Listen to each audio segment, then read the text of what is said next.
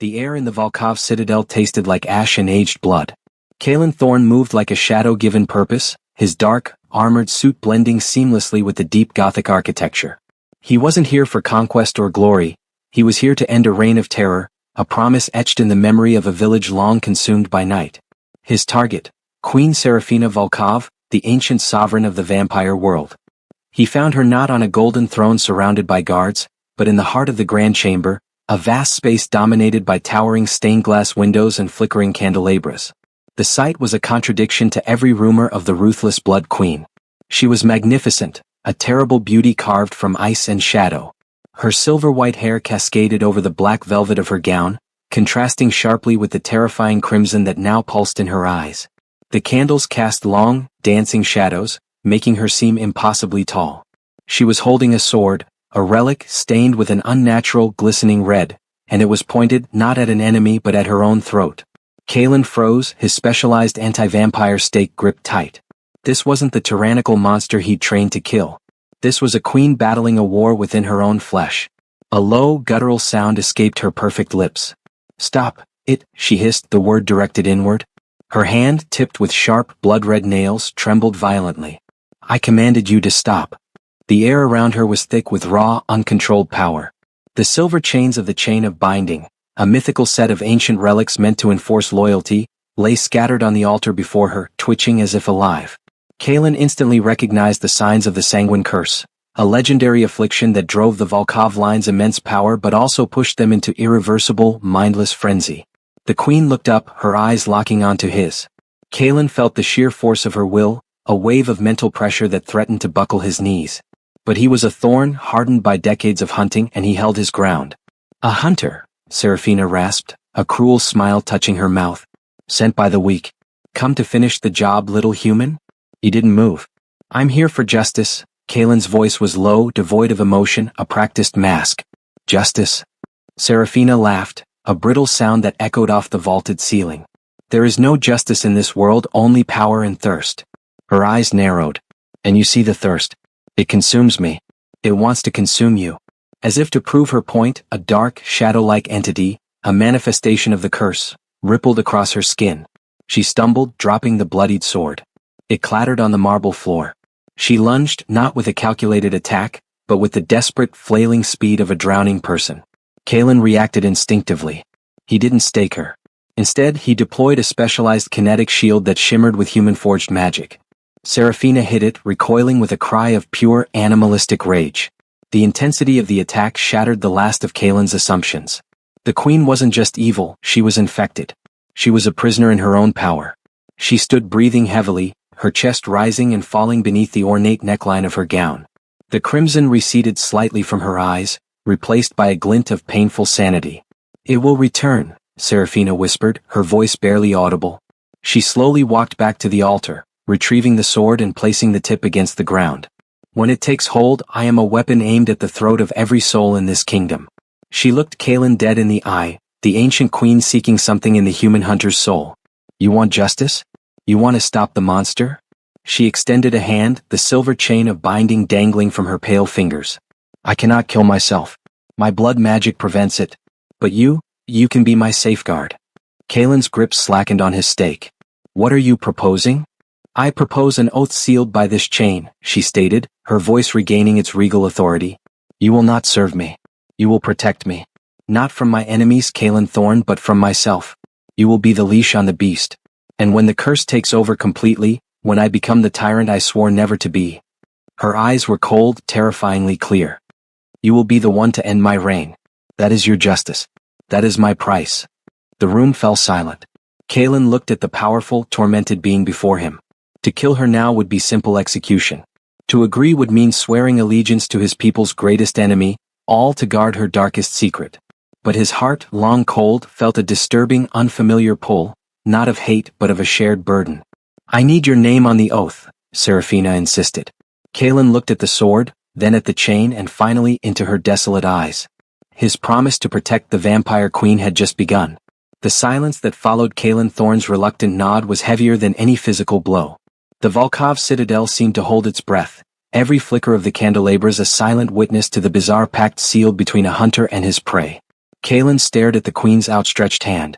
The chain of binding, an ancient Volkov relic, was not merely ornamental. It was a conduit for complex blood magic, designed to forge an unbreakable link between the ruler and the oath-taker. For a human to bind himself to a vampire, let alone the vampire queen, was a transgression punishable by death in both realms. "You understand the terms, Hunter?" Seraphina stated, her voice regaining its cold, imperious edge.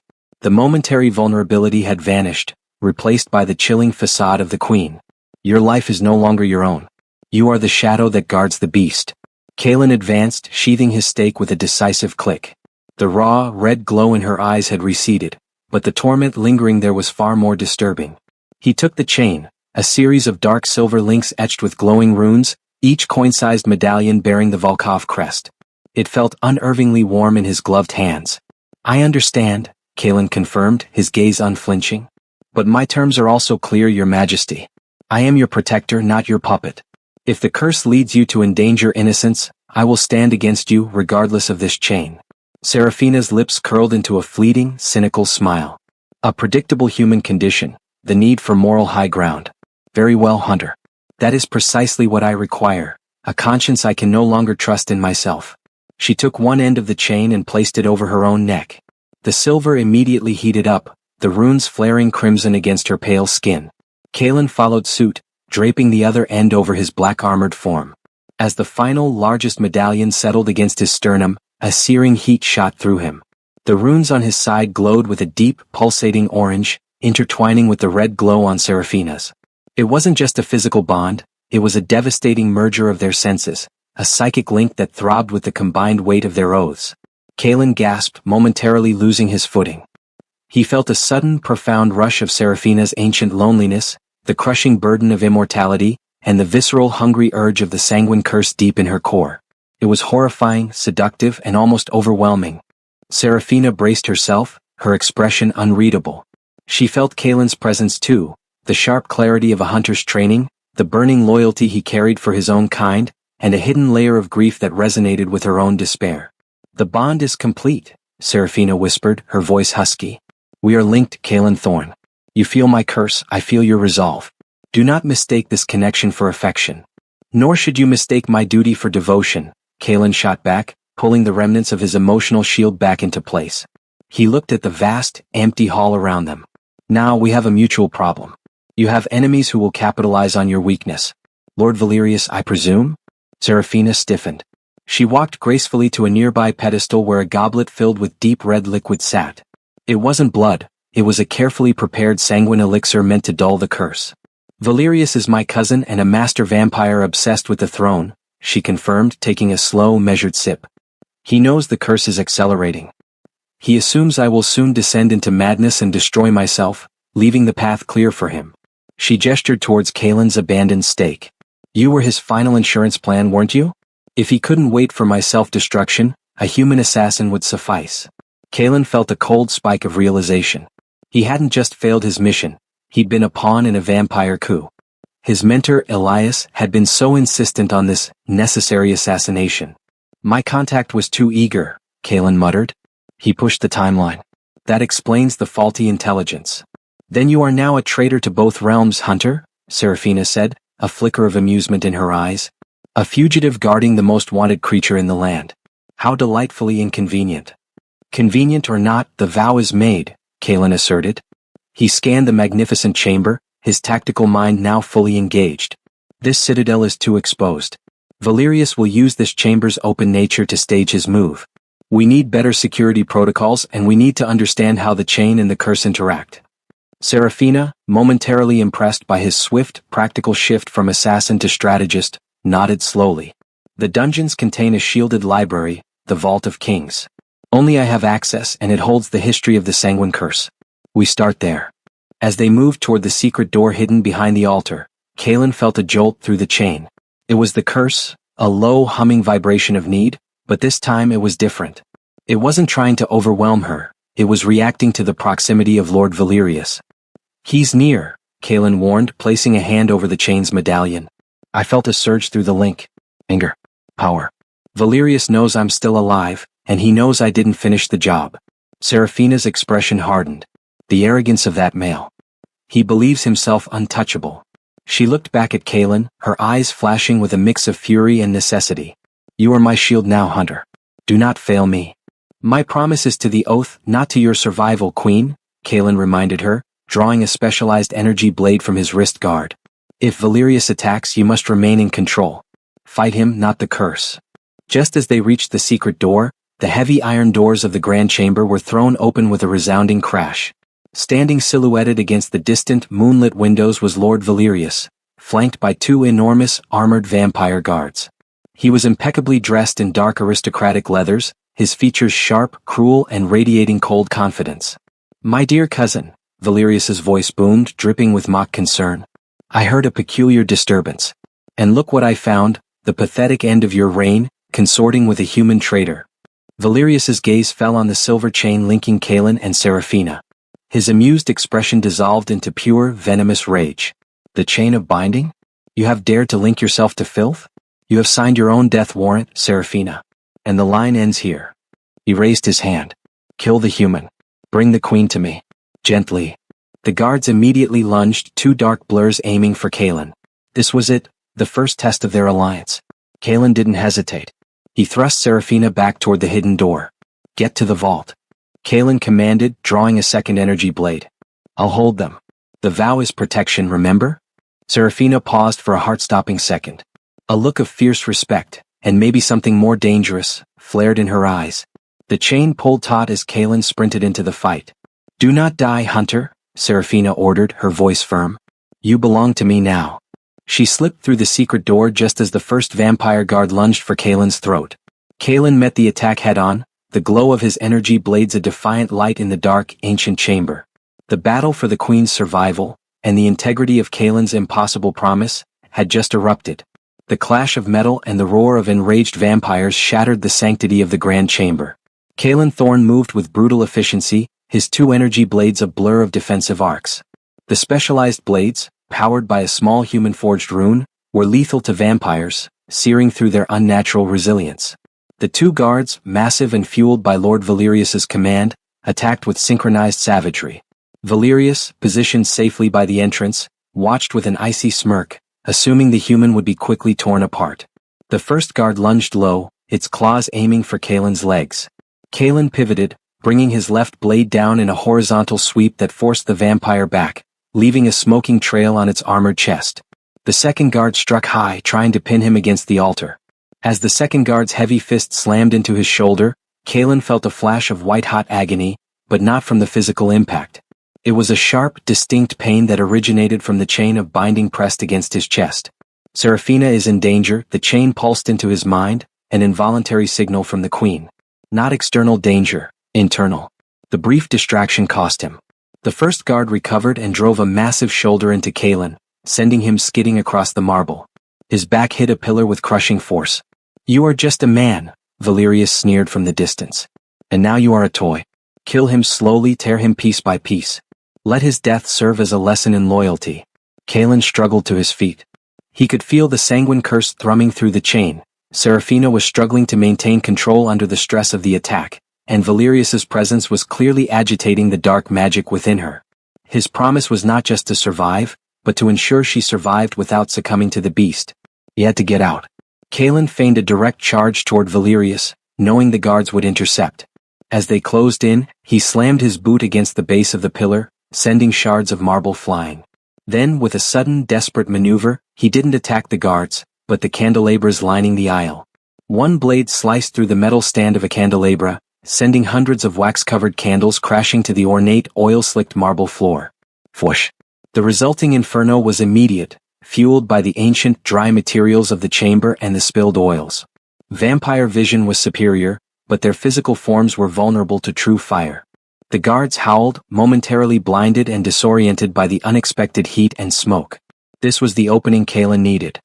He snatched one of the discarded silver medallions from the chain of binding that had been lying on the altar, a small but potent source of magic. Valerius, his aristocratic composure shattered by the fire, shrieked. Stop him. He's escaping. Kaelin hurled the silver medallion not at Valerius, but at the enormous stained glass window high above the altar, the only source of natural light. The enchanted silver, driven by Kaelin's training, struck true. The ancient, magically reinforced glass exploded outward in a deafening cascade of tinkling shards. A blast of frigid night air and a thin sliver of moonlight poured into the suffocating chamber. Kalen launched himself towards the small, secret doorway through which Seraphina had vanished, relying on the cover of the smoke and the chaos of the fire. He plunged into the darkness of the passage, the roar of Valerius's rage the last sound he heard before the heavy stone slab sealed shut behind him. He was in a service tunnel winding beneath the citadel. The chain on his chest pulsed urgently, guiding him. Down. Further down. Shielded tunnel. East wing. The psychic link was a double-edged sword. It provided direction, but it also flooded his senses with Seraphina's emotional chaos, a terrifying cocktail of self-loathing, intense predatory hunger, and a flicker of relief that he hadn't abandoned her. Kalen ran until the passage opened into the Vault of Kings, a circular, high-domed library lined with ancient, dust-covered scrolls and thick tomes. Seraphina was standing in the center, not resting, but intensely focused on a single, massive, copper-bound book. She was still fighting the curse, her hands balled into fists, the crimson occasionally flashing in her eyes. "You took your time," she managed, her voice strained. "Your loyal cousin brought backup," Kalen retorted, catching his breath. He pulled a small silver ampoule from his gear and injected a mild stimulant into his thigh. "Valerius knows about the chain now. He won't assume you're merely in league with me. He'll believe you've lost control and bonded with a human to gain a martyr. It makes the coup easier for him," Seraphina conceded, running a gloved finger over the copper book. "He'll claim the throne under the guise of saving the Volkov line from my madness." "Exactly," Kalen said, his hunter's logic sharp and precise. "Which means he'll be hunting us, not just you. We need to disappear, Your Majesty." He stepped closer, noticing the frantic glow of the chain on her neck. "What are you doing? The curse is getting stronger." "This book contains the final words of the first Volkov king," Seraphina explained, ignoring the pain. "The curse is not a flaw, it's a failsafe. It was designed to turn the ruler into a destructive force if they broke the founding laws of the realm. I need to know which law I broke so I can fix it before the beast takes over permanently." "Lawbreaking is the least of your problems right now," Kalen argued. "Valerius controls the citadel. We need a safe haven, a place where a hunter and his queen can hide." Seraphina's eyes, now dangerously bright, locked onto his. "And where would a hunter of my species hide, Kalen?" Kalen felt a reluctant answer form in his mind. There was only one place, the secret human stronghold, the very sanctuary that had trained him, the place that now viewed him as a traitor. "The human realm," Kalen stated flatly. "My old mentor Elias. He leads the Council of the Dawn. If I can convince him that your downfall will lead to Valerius's rise, he might help. But I have to contact him discreetly." Seraphina let out a cynical sound. "You trust a mortal hunter to aid his greatest enemy? They will kill you both the moment you cross the border." "My promise," Kalen said, tapping the medallion. "My resolve is what you bought. And unlike your cousin, I don't break my word." He reached into his inner pocket and pulled out a tightly folded ancient piece of paper, a map of hidden, abandoned tunnels beneath the citadel that led to the city's under sewers. "I need to go alone," Kalen insisted. "The chain makes you a walking beacon. Valerius's tracking magic is attuned to Volkov blood. But he won't expect a human signal." Seraphina seemed to consider this, a deep, weary tension settling over her features. For the first time, she looked less like a queen, and more like a desperate woman placing her last trust in an enemy. "Fine," she conceded. "But you will take this with you." She handed him a single small vial filled with a shimmering viscous liquid, pure, concentrated blood, pulsating with magic. "It is my essence. If I fall to the curse while you are gone, smash it. It will break the chain, freeing you and momentarily incapacitate the beast, long enough for you to end me and fulfill your promise." It was a terrible trust. Kalen looked at the vial, then at the queen. His life was now bound to the woman he was sworn to destroy, and the one thing that could save him was the tool of her final, painful execution. "I will return," Kalen promised, taking the vial. "Until then, stay within these shields. Do not answer any summons. Your silence is your only defense." He turned and disappeared into a narrow ventilation shaft, heading toward the surface world and the traitor's path, the warm, pulsating chain his only compass back to the queen. The stench of the undercity tunnels was a harsh assault on Kalen's senses, a stark contrast to the chilled, blood-tinged air of the citadel. Sewage, wet earth, and the faint, metallic tang of forgotten infrastructure replaced the scent of ancient velvet and wine. Kalen moved quickly through the darkness, the map Seraphina had given him, an unlikely gift from a vampire queen, proving accurate. He was deep within the labyrinthine underbelly of Viridia, the capital city that stretched above, oblivious to the monstrous politics unfolding beneath its foundations. Every step was a risk. If Valerius's scouts found him, he was dead. If the Human Council's patrol caught him, he was also dead, only slower, facing execution for treason. The chain of binding was a constant, unsettling presence. It no longer merely pulsed. It ached with Seraphina's concentrated effort to control the sanguine curse. The psychic link was a torrent of abstract sensation, the cold loneliness of her stone prison, the dizzying hunger, and a deep-seated fear of herself. Focus, Hunter, Kalen commanded himself, shaking his head to clear the intrusive thoughts. She's alive. That's all that matters. His immediate goal was to reach an old, abandoned communication post hidden in the deeper sewage lines, a relic from the last war, known only to the senior members of the Council of the Dawn. It was the only way to contact Elias, his former mentor. After nearly an hour of navigating tight, claustrophobic passages, Kalen found the post. It was a rusted metal box embedded in a crumbling brick wall, sealed by a magnetic lock. Kalen used a small multi-purpose hacking tool to bypass the security, the small device humming softly in the darkness. The system came online with a faint whir. Kalen punched in Elias's encrypted frequency. The screen flashed, then settled on a grainy image of a weary-looking silver-haired man, Elias. State your codename and purpose. Elias's voice crackled, devoid of any warmth. It's Thorn. I'm in the south sector. I need a secure, immediate extraction. Elias's eyes narrowed, all weariness instantly replaced by a sharp, lethal suspicion. Thorn is reported compromised. Last confirmed visual was inside the Volkov citadel. Your assassination attempt failed. It didn't fail, Kalen corrected, his voice firm.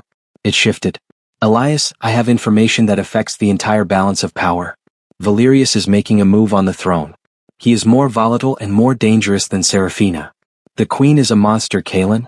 What could be worse? Elias spat the word queen like venom. And why are you not dead? Our sources confirmed you were seen with the chain of binding. Kalen knew this was the point of no return. He had to tell the unbelievable truth. I made a pact with Seraphina. I am her protector, Elias. I swore an oath to contain the curse and prevent her from descending into the madness that Valerius is counting on. Silence stretched between them, thick and damning.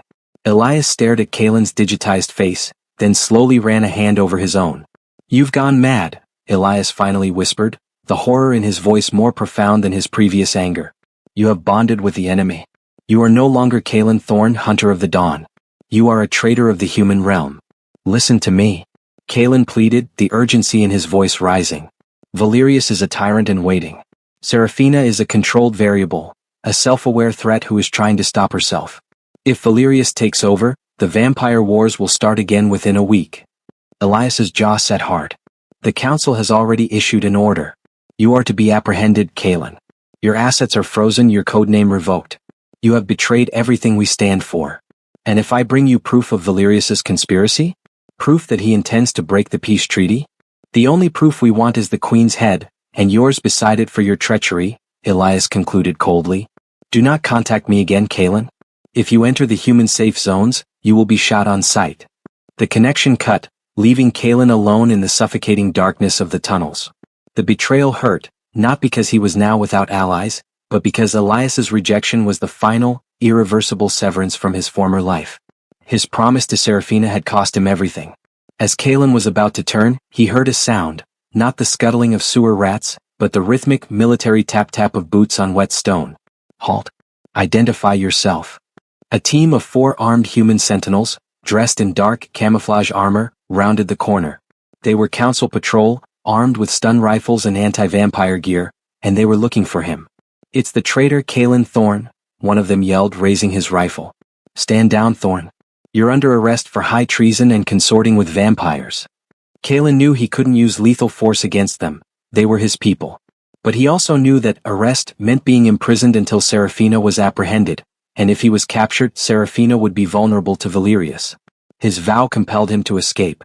I am not your enemy, Kalen shouted, throwing a flashbang grenade into the center of the patrol. The explosion of white light and sound momentarily deafened the sentinels. Kalen used the distraction not to fight but to run, scrambling into a smaller, submerged pipe. He moved on instinct, fueled by the desperate need to return to the vault. As he ran, the chain gave a sudden, terrifying lurch. The familiar ache of the curse intensified into a blinding, cold terror. Seraphina. He felt a distinct external intrusion on her mind, a powerful, malicious force pressing against her psychic shield. It was Valerius. The usurper had found a way to reach her, even in the shielded vault. Kalen plunged through the pipe, emerging into a secondary tunnel, his armor slick with grime. He looked down at the vial of Seraphina's essence in his hand. It was now pulsing faintly, mirroring the frantic glow of the chain. He had failed to secure the human alliance, and now Seraphina was under direct attack from Valerius's mental magic. His window of safety had snapped shut. The only choice was to race back to the Citadel, risking capture and confrontation to fulfill the impossible promise. Protect the Queen, even from herself. Right now, he had to protect her from Valerius's ambition. Kalen reversed course, plunging back into the deeper, darker tunnels that led back to the Volkov Citadel, his escape now a desperate race against time. Kalen's return to the Volkov Citadel was a reckless scramble against the clock. He moved through the subsewer tunnels and back into the Citadel's abandoned ventilation shafts, relying purely on the internal map etched in his memory. The closer he got, the more the chain of binding screamed in his mind. The psychic intrusion on Seraphina was no longer a pulse. It was a rhythmic, agonizing hammering. Valerius was trying to exploit the stress of the situation, pushing Seraphina's fragile control over the sanguine curse past its breaking point. Stop resisting, cousin. Embrace the hunger. Let the throne be cleansed, Valerius's thought, amplified by the chain's link, slammed into Kalen's own consciousness. Kalen gritted his teeth, forcing himself to ignore the intrusive voices. He emerged near the secret entrance to the Vault of Kings, his dark suit now smeared with tunnel grime and sweat. He found Seraphina precisely where he had left her, standing over the copper-bound book. But she was no longer in control. The air in the vault was frigid and charged with unstable magic. Seraphina's eyes were entirely crimson, her silver hair seemingly standing on end, flowing with dark energy. Her regal gown was torn at the shoulder where she had involuntarily clawed herself. Kalen, she gasped, the sound a strangled mixture of relief and predatory hunger. She was leaning heavily on the central pedestal, fighting a battle with every muscle in her body. He found the mental conduit. He's telling me to destroy the book. He's winning. The curse was visibly manifesting. Dark, shadow-like tendrils pulsed beneath her skin, making her movements jerky and unnatural. This was the monster Kalen had promised to contain. You need to break the link. Kalen commanded, rushing toward her. I can't. Seraphina cried out, stumbling backward. The vault shields my body, but my mind is exposed. His power is too great. Go. As she yelled the word go, the curse seized full control for a terrifying moment. Her features sharpened, her mouth pulled back into a feral snarl, and the terrifying hunger Kalen had only felt through the chain was now aimed directly at him. Blood! The beast within Seraphina screamed, her voice deep and distorted. She lunged with blinding speed, a force of nature driven by ancient thirst. Kalen had only half a second to react. He didn't raise his blades, he couldn't kill her. He brought up his armored forearms, crossing them just as Seraphina's enhanced strength slammed into him. He was thrown against the wall of scrolls. The pain was immense, but the impact was secondary to the chilling realization. His protector role had just begun. The chain of binding flared to life. The moment Seraphina's hand, tipped with those murderous claws, made contact with his armor, the silver links on his chest pulsed violently with an orange light, sending a wave of agonizing psychic feedback directly into Seraphina's mind. The chain, sworn to protect him as a conduit of her sanity, was resisting her attack. Seraphina recoiled with a primal shriek of pain. The crimson in her eyes flickered, the rational queen momentarily resurfacing through the haze. It works, she whispered, clutching her head. The pain of the oath, it fights the curse. It's a failsafe, not a cure, Kalen wheezed, pushing himself up, his armor heavily dented. He pulled the small vial of Seraphina's concentrated essence from his pocket. Valerius is still trying to get in. We need to sever the mental link now, or I use this to break the chain. Seraphina's eyes widened at the sight of the vial, the ultimate escape, the tool of her annihilation. No, she said, shaking her head violently. Not yet. I need that book. She fought through the residual pain of the chain's defense and staggered back to the central pedestal, her gaze fixed on the copper-bound tome. The book speaks of a forgotten law, Seraphina muttered, deciphering the ancient runes on the cover. The first king decreed, the throne shall remain empty unless the queen chooses a consort to share the sanguine burden. I never took a consort. I chose loneliness to avoid creating a rival. That is the broken law. Kalen stared at her, the absurdity of the revelation hitting him even amidst the chaos. You mean the curse is punishing you for being single? It is punishing me for prioritizing power over the kingdom's stability, she snapped, running her fingers over the pages. The consort shares the mental load, has the curse's power. But the bond must be sealed with true devotion, a bond stronger than blood. Suddenly the vault door began to pound with crushing force. Valerius was outside, enraged by Seraphina's renewed resistance, and had brought powerful magical devices to breach the shield. He's coming in, Kalen stated, energy blades snapping out from his gauntlets. We don't have time for ancient marriage laws. What's the solution? Seraphina looked at Kalen, her expression a frightening mix of calculated strategy and feral need. Her crimson eyes locked onto his, and the chain between them glowed with furious intensity. There is no time to find a loyal vampire, she said, her voice dropping to a dangerous whisper. And your promise is the strongest vow I possess. She grabbed Kalen's armored wrist with startling strength. Our chain is a vow of protection. It is the beginning of devotion. We must reinforce the bond.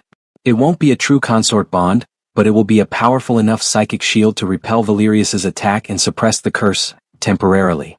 How? Kalen demanded. The chain requires a shared sacrifice to increase its power, Seraphina hissed, the pounding on the door becoming deafening. She pulled the bloodied sword, the one seen in the thumbnail, from the pedestal. Before Kalen could protest, Seraphina brought the tip of the blade down hard, not on him but across her own palm, drawing a heavy well of her powerful Volkov blood. Your blood, Hunter, she commanded, holding out her bleeding hand. A shared pain. A greater promise. The irony was stark. Kalen had entered the citadel to shed her blood, and now he was willingly offering his own life force to save her. Kalen didn't hesitate. He activated a tiny needle in his palm armor, drawing a painful stream of his own human blood onto his gloved hand. He pressed his bleeding hand to hers, the two liquids, ancient vampire blood and trained human blood, mingling on the silver chain. The chain flared blindingly white. A wave of energy erupted from the central medallion, throwing Kalen and Seraphina apart. The moment the energy subsided, Kalen looked at Seraphina. Her eyes were still burning, but the crimson was now contained, held back by an invisible, powerful barrier. The psychic noise from Valerius was suddenly muted, a distant, frustrated growl. The sanguine curse was still there, but it was subdued. Kalen's promise, and his shared blood, had fortified the shield. The door burst inward, stone dust filling the air. Lord Valerius stood in the entryway, his face contorted in disbelief and malice, flanked by his guards. He looked at the two figures standing shoulder to shoulder, the human and the queen, both marked by blood and the glowing chain of binding. Treasonous dogs. Valerius roared. You have sealed your own fate. No human can protect the Volkov line from its destiny. Kalen stepped slightly forward, placing his armored body between Valerius and Seraphina. His eyes, fixed on Valerius, were clear, cold, and utterly resolved. My promise is absolute, Kalen stated. I promise to protect the vampire queen. And you, Lord Valerius, are a threat to that promise.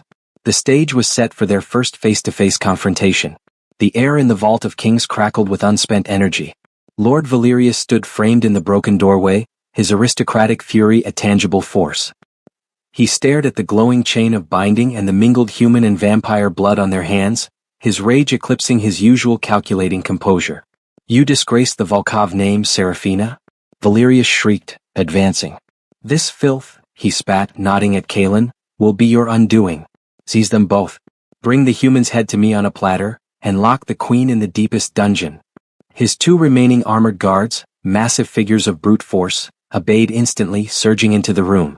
Kalen didn't wait. His role as the protector was purely tactical now.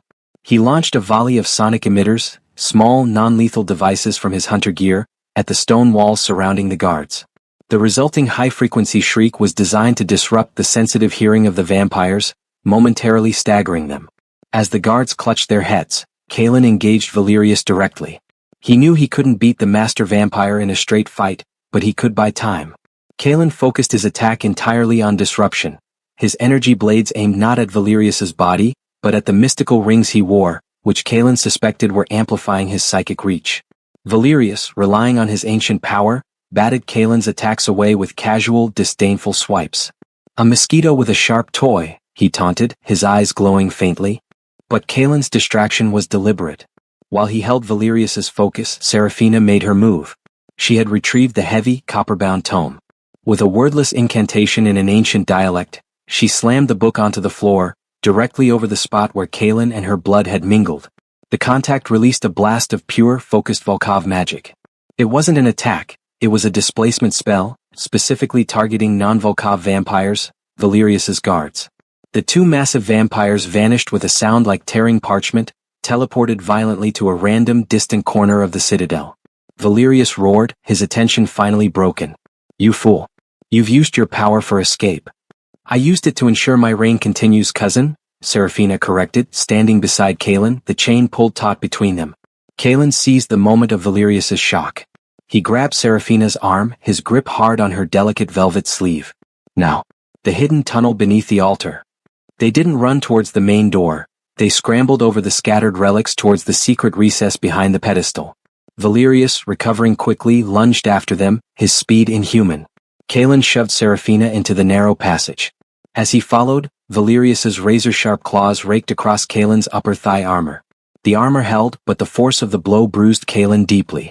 More importantly, the impact, coupled with the psychic trauma of the previous minutes, caused the chain of binding to flare with a blinding jolt of shared pain. Valerius cried out, clutching his head, momentarily stunned by the psychic feedback from the linked chain, a pain that Kaelin himself also endured. This was the true power of the strengthened vow. Harming one meant harming both, even psychically. Kaelin slammed the heavy stone door shut, locking Valerius's frustrated screams inside the vault. They dropped into a cramped, dusty tunnel, one of the many escape routes only the royal family knew. Kaelin limped slightly, his adrenaline fading. "That was too close," Kaelin muttered, pulling out his field medical kit. "You used a dangerous amount of power. The curse is still suppressed, thanks to your inconveniently noble blood," Seraphina finished, her breathing still shallow. She watched, cold and detached, as Kaelin swiftly bandaged his bruised leg. "Do not mistake my gratitude for weakness, Hunter. You are injured. My escape required your temporary utility. And my utility requires your controlled mind, Queen," Kaelin shot back, meeting her challenging gaze. "We are now connected by an impossible promise and a mutual enemy. Save the pride for when we're safe." He looked at the pulsing chain that linked their very essences. The forgotten law. The need for a consort. Valerius will find that ancient law. He will expose your failure to take a consort as the legal reason for your impending madness. He will use it to legitimize his claim. "I know," Seraphina admitted, a rare flicker of true worry crossing her face. "Which is why we cannot simply hide. We must find the true source of the Sanguine Curse's failsafe and deactivate it before Valerius presents his legal claim to the other vampire houses." "And where is the true source?" Seraphina straightened, her queenly bearing returning despite the dust and the danger. "The curse was sealed at its genesis by the blood of the first king's sacrifice. That ritual was performed at the crypt of the First Light, an ancient Volkov ruin long abandoned, deep in the northern wastes." The mention of the crypt sent a cold premonition down Kaelin's spine. It was a place steeped in myth, a supposed graveyard of failed vampire experiments. "The northern wastes," Kaelin sighed. "It's far, remote, and highly monitored by human patrols who have already identified me as a traitor." "Perfect," Seraphina said, a cold edge of determination in her voice. "The humans will be looking for a vampire queen. They won't expect me to be traveling with a traitor." She paused, looking Kaelin up and down. His black, high-tech hunter suit, designed for silent assassination, suddenly seemed perfect for an infiltration mission. The contrast between his gear and her regal, dark gown was almost comedic, yet undeniably compelling. "We need supplies, transport, and a disguise that works on human patrols," Seraphina said. "I have no currency in your world and you are a wanted criminal in mine. The alliance is unwanted, Hunter, but undeniably necessary." Kaelin finished securing his leg, the pain now a manageable throb. He felt the weight of the silver vial of Seraphina's essence in his pocket, the constant reminder of his final dreadful duty. He was now running away with the enemy he was supposed to kill, driven by a vow to save her from the monster she was destined to become. "Fine," Kaelin agreed, pushing open a heavy rusted hatch leading to the vast, forested grounds outside the citadel walls. "First, we get out of the city without being spotted by Valerius's aerial scouts or my former colleagues. We head for the old merchant road, deep in the shadows." He stepped out into the cold, moonlit forest, then turned back to Seraphina. "From now on, no more your majesty. We are partners in this and you need to blend in. No royal decrees." Seraphina gave a subtle nod, a flicker of dry amusement in her eyes. She pulled the hood of her black velvet cape high, obscuring her striking features. "As you command, Kaelin Thorne," she replied, a hint of genuine deference in her voice. "Lead the way, protector." The vampire queen and the traitor hunter began their perilous journey north, the glowing chain their only testament to the impossible high-stakes alliance that held the fate of two realms. The northern forest was a dense, frigid blanket of shadow, perfect for concealment but punishingly difficult for travel. Kaelin set a relentless pace, relying on his hunter training to navigate the moonlit wilderness. Seraphina, despite her heavy velvet gown and lack of practical outdoor gear, kept up with an unsettling, effortless grace. "You move well for someone accustomed to velvet cushions," Kaelin commented, his voice low, cutting through the forest hush. "Immortality provides ample time to master efficiency, hunter," Seraphina replied dryly, pulling her thick cape tighter against the cold. "And a vampire queen's duties often involve paths far rougher than marble corridors." The chain of binding was the third entity in their unwanted alliance, a constant, low-frequency hum of shared existence. Kaelin could feel the underlying tension in her, the cold, ancient power held rigidly in check by her will. They stopped at the edge of an old, crumbling stone bridge, a suitable spot for Kaelin to re-establish a temporary, defensible perimeter. "We rest here for 2 hours," Kaelin announced, pulling supplies from his specialized pack. "I need to configure a basic tracking deterrent. Valerius will be using advanced arcane means to find your signature." Seraphina watched him work, her crimson eyes scanning his actions with detached curiosity. He laid out small, crystalline wards around the perimeter, then pulled out a nutrient bar, his dinner. "Your methods are archaic yet effective," she observed. "Why not simply kill your enemy? Why all the complexity?" "I was trained to neutralize threats with minimal collateral damage," Kaelin said, taking a bite. "And the complexity is necessary when your target is a queen protected by the very curse you're trying to prevent." He felt the chain suddenly tighten. Not with a curse, but with a palpable wave of Seraphina's frustration. "Do you enjoy reminding me of my affliction, hunter?" she asked, her voice sharp. "Do not confuse your duty with judgment. My curse is the result of an ancient pact I inherited, not a moral failing." Kaelin paused, meeting her challenging gaze. "My promise is to protect you, not flatter you, queen. But if you wish to talk about judgment, my former life is gone. My own mentor, Elias, considers me a traitor for this absurd alliance. I've lost everything I swore to protect. So no, I don't judge. But I need you to stay focused." The honesty, sharp and raw, seemed to momentarily disarm her. She broke eye contact, looking up at the cold, uncaring moon. "Your sacrifice is noted, Kaelin Thorne," she finally conceded, the regal coldness softening marginally. "And it is regrettable. If we survive this, perhaps there is a way to clear your name with your council." "Don't bother," Kaelin said bitterly. "They see me with this chain and they see a man who chose the enemy. There's no coming back." The admission hung heavy between them. This shared status, traitor to his world, fugitive in hers, was an unexpected bond, strengthening the connection that the chain had physically forged. Kaelin finished setting the wards and approached her with a small, folded thermal blanket. "Take this. It'll shield your heat signature from aerial scouts," he instructed, offering it to her. "And it will keep you warm." Seraphina hesitated, examining the plain, functional gray blanket with disdain. "I am a vampire, Kaelin. I do not feel cold. You feel the energy drain, and right now, every ounce of energy needs to be focused on suppressing the curse, not compensating for the environmental temperature," Kaelin argued, his tone practical. "Take it, Seraphina. It's an order from your protector."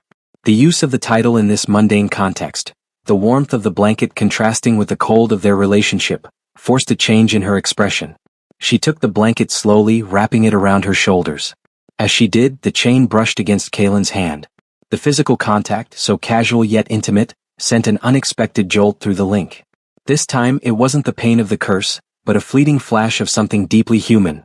Weariness, a craving for rest, and a sudden, intense appreciation for the simple act of warmth and protection. It was her true self, momentarily revealed through the psychic link. Kaelin pulled his hand back quickly, his heart rate accelerating. The bond was blurring the lines of their identities, making the forbidden attraction terrifyingly real. "The crypt of the first light is 2 days' travel north," Kaelin stated, his voice now strictly professional, masking the turmoil. "We need to secure a better transport in the border town of Etham." "A human town?" Seraphina questioned, the familiar suspicion returning. "That is unnecessarily risky. My presence there will be disguised," Kaelin cut in. "You are an exiled noblewoman fleeing a coup, Seraphina. We will pass through Etham, secure an overland transport, and then disappear into the mountain pass. Your appearance is too distinct to risk being seen by any major power. You need to look ordinary. Seraphina's jaw tightened. Ordinary. A concept foreign to a queen. Get used to it, Kaelin replied, turning to check the wards. In this journey you're not the Queen of Night. You're a fugitive reliant on a traitor. Your life depends on blending in. He checked the thermal blanket again. Keep the hood up. And remember, no blood. Seraphina watched him, a strange, complicated look on her face, a mix of resentment, fascination, and growing reliance. She had commanded thousands, yet now she was taking orders from one human hunter. This shared journey was forcing her to confront not only her curse but also her own deeply entrenched prejudices. As Kaelin settled down a few feet away, leaning against a tree, he felt a faint psychic murmur through the chain, a thought that wasn't directed at him but was clearly audible. I promised him I would not break my word. I will not. But this closeness, this is dangerous. The danger was no longer just the curse or Valerius. The danger was the growing connection between the hunter and the queen. The border town of Etham was a cluster of rough-hewn timber buildings clinging to the edge of the forest, a gritty hub for merchants, smugglers, and occasional patrols from the Council of the Dawn. The atmosphere was thick with the scent of wood smoke, cheap liquor, and human sweat, a world utterly foreign to the vampire queen. Kaelin and Seraphina approached under the cloak of pre-dawn fog. Kaelin had stripped down his military armor, wearing a simple dark travel cloak over his protective undersuit. Seraphina was still clad in her distinctive black velvet, which even under the thermal blanket, screamed exiled royalty.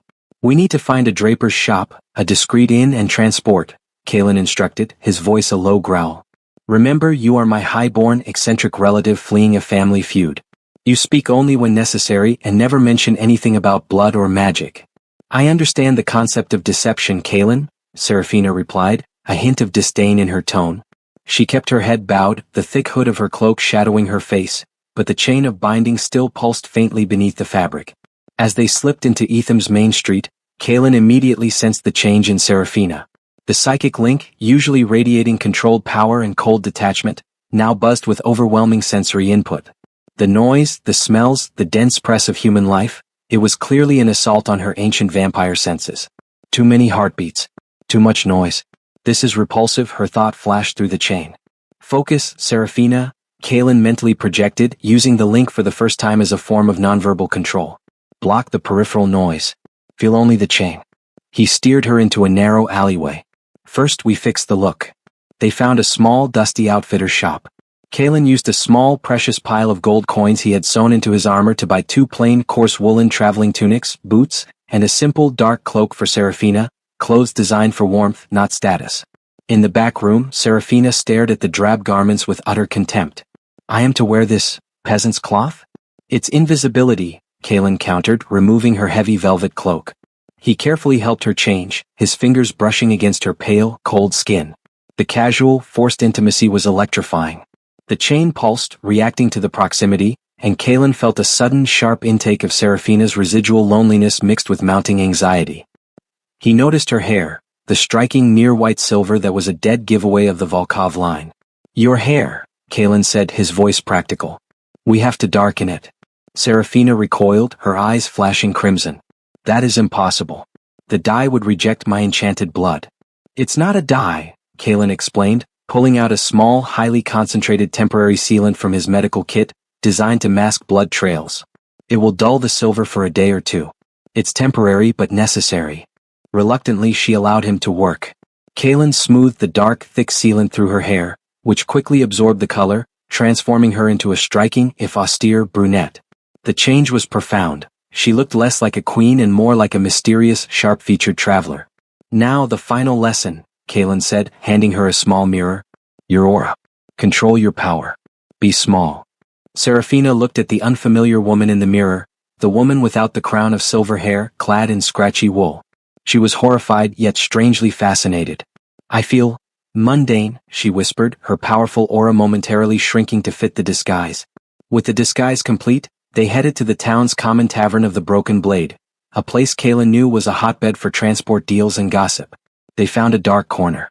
Kaelin immediately spotted an unattached carriage driver, a gruff, scarred man named Rorik, and began negotiating a multi-day trip north toward the mountain pass.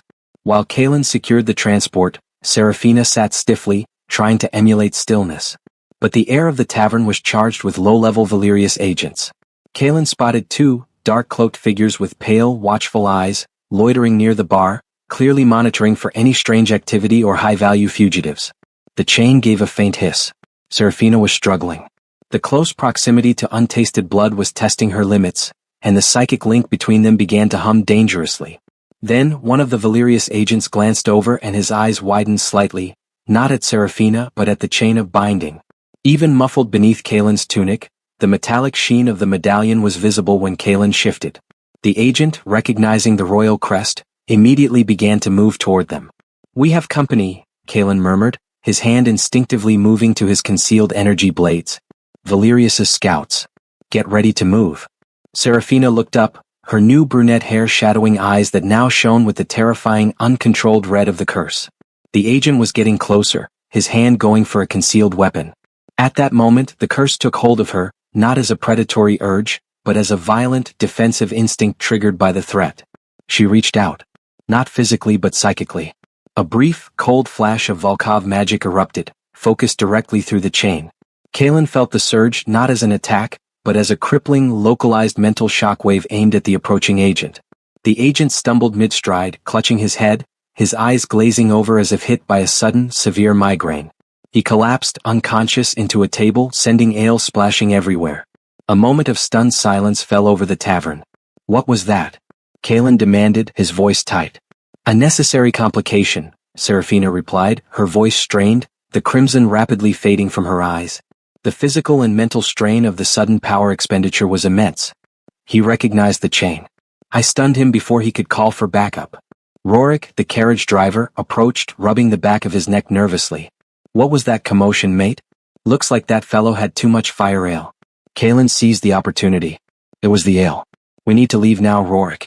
Double the pay if we ride through the night." Kalen quickly threw the rest of the gold to the driver. He helped the trembling Serafina to her feet. As he guided her out, Kalen felt the sheer force of her power, raw and untamed, through the chain. "You use too much power," Kalen whispered fiercely as they hurried towards the waiting carriage. "The curse is still suppressed but you risked a full lapse. You promised to control it." "I promised to survive," Serafina countered, her breath ragged. "And I protected your position, Hunter. The dead man would have called the council and you would be captured." They climbed into the covered carriage. Rorik snapped the reins and the transport lurched forward, speeding out of Etham and onto the dark road leading to the northern wastes. Kalen stared at Serafina, the disguised queen who had just saved his life with a forbidden use of her terrible power. He was angry at her recklessness, yet profoundly shaken by the depth of her resolve. Their relationship was now cemented not just by a vow, but by a shared, dangerous secret and a near-lethal demonstration of her power. The carriage rattled and groaned, a rough shelter against the biting cold of the northern wastes. The landscape had transitioned from dense forest to sparse, rocky scrubland, covered in a thin, treacherous layer of frost.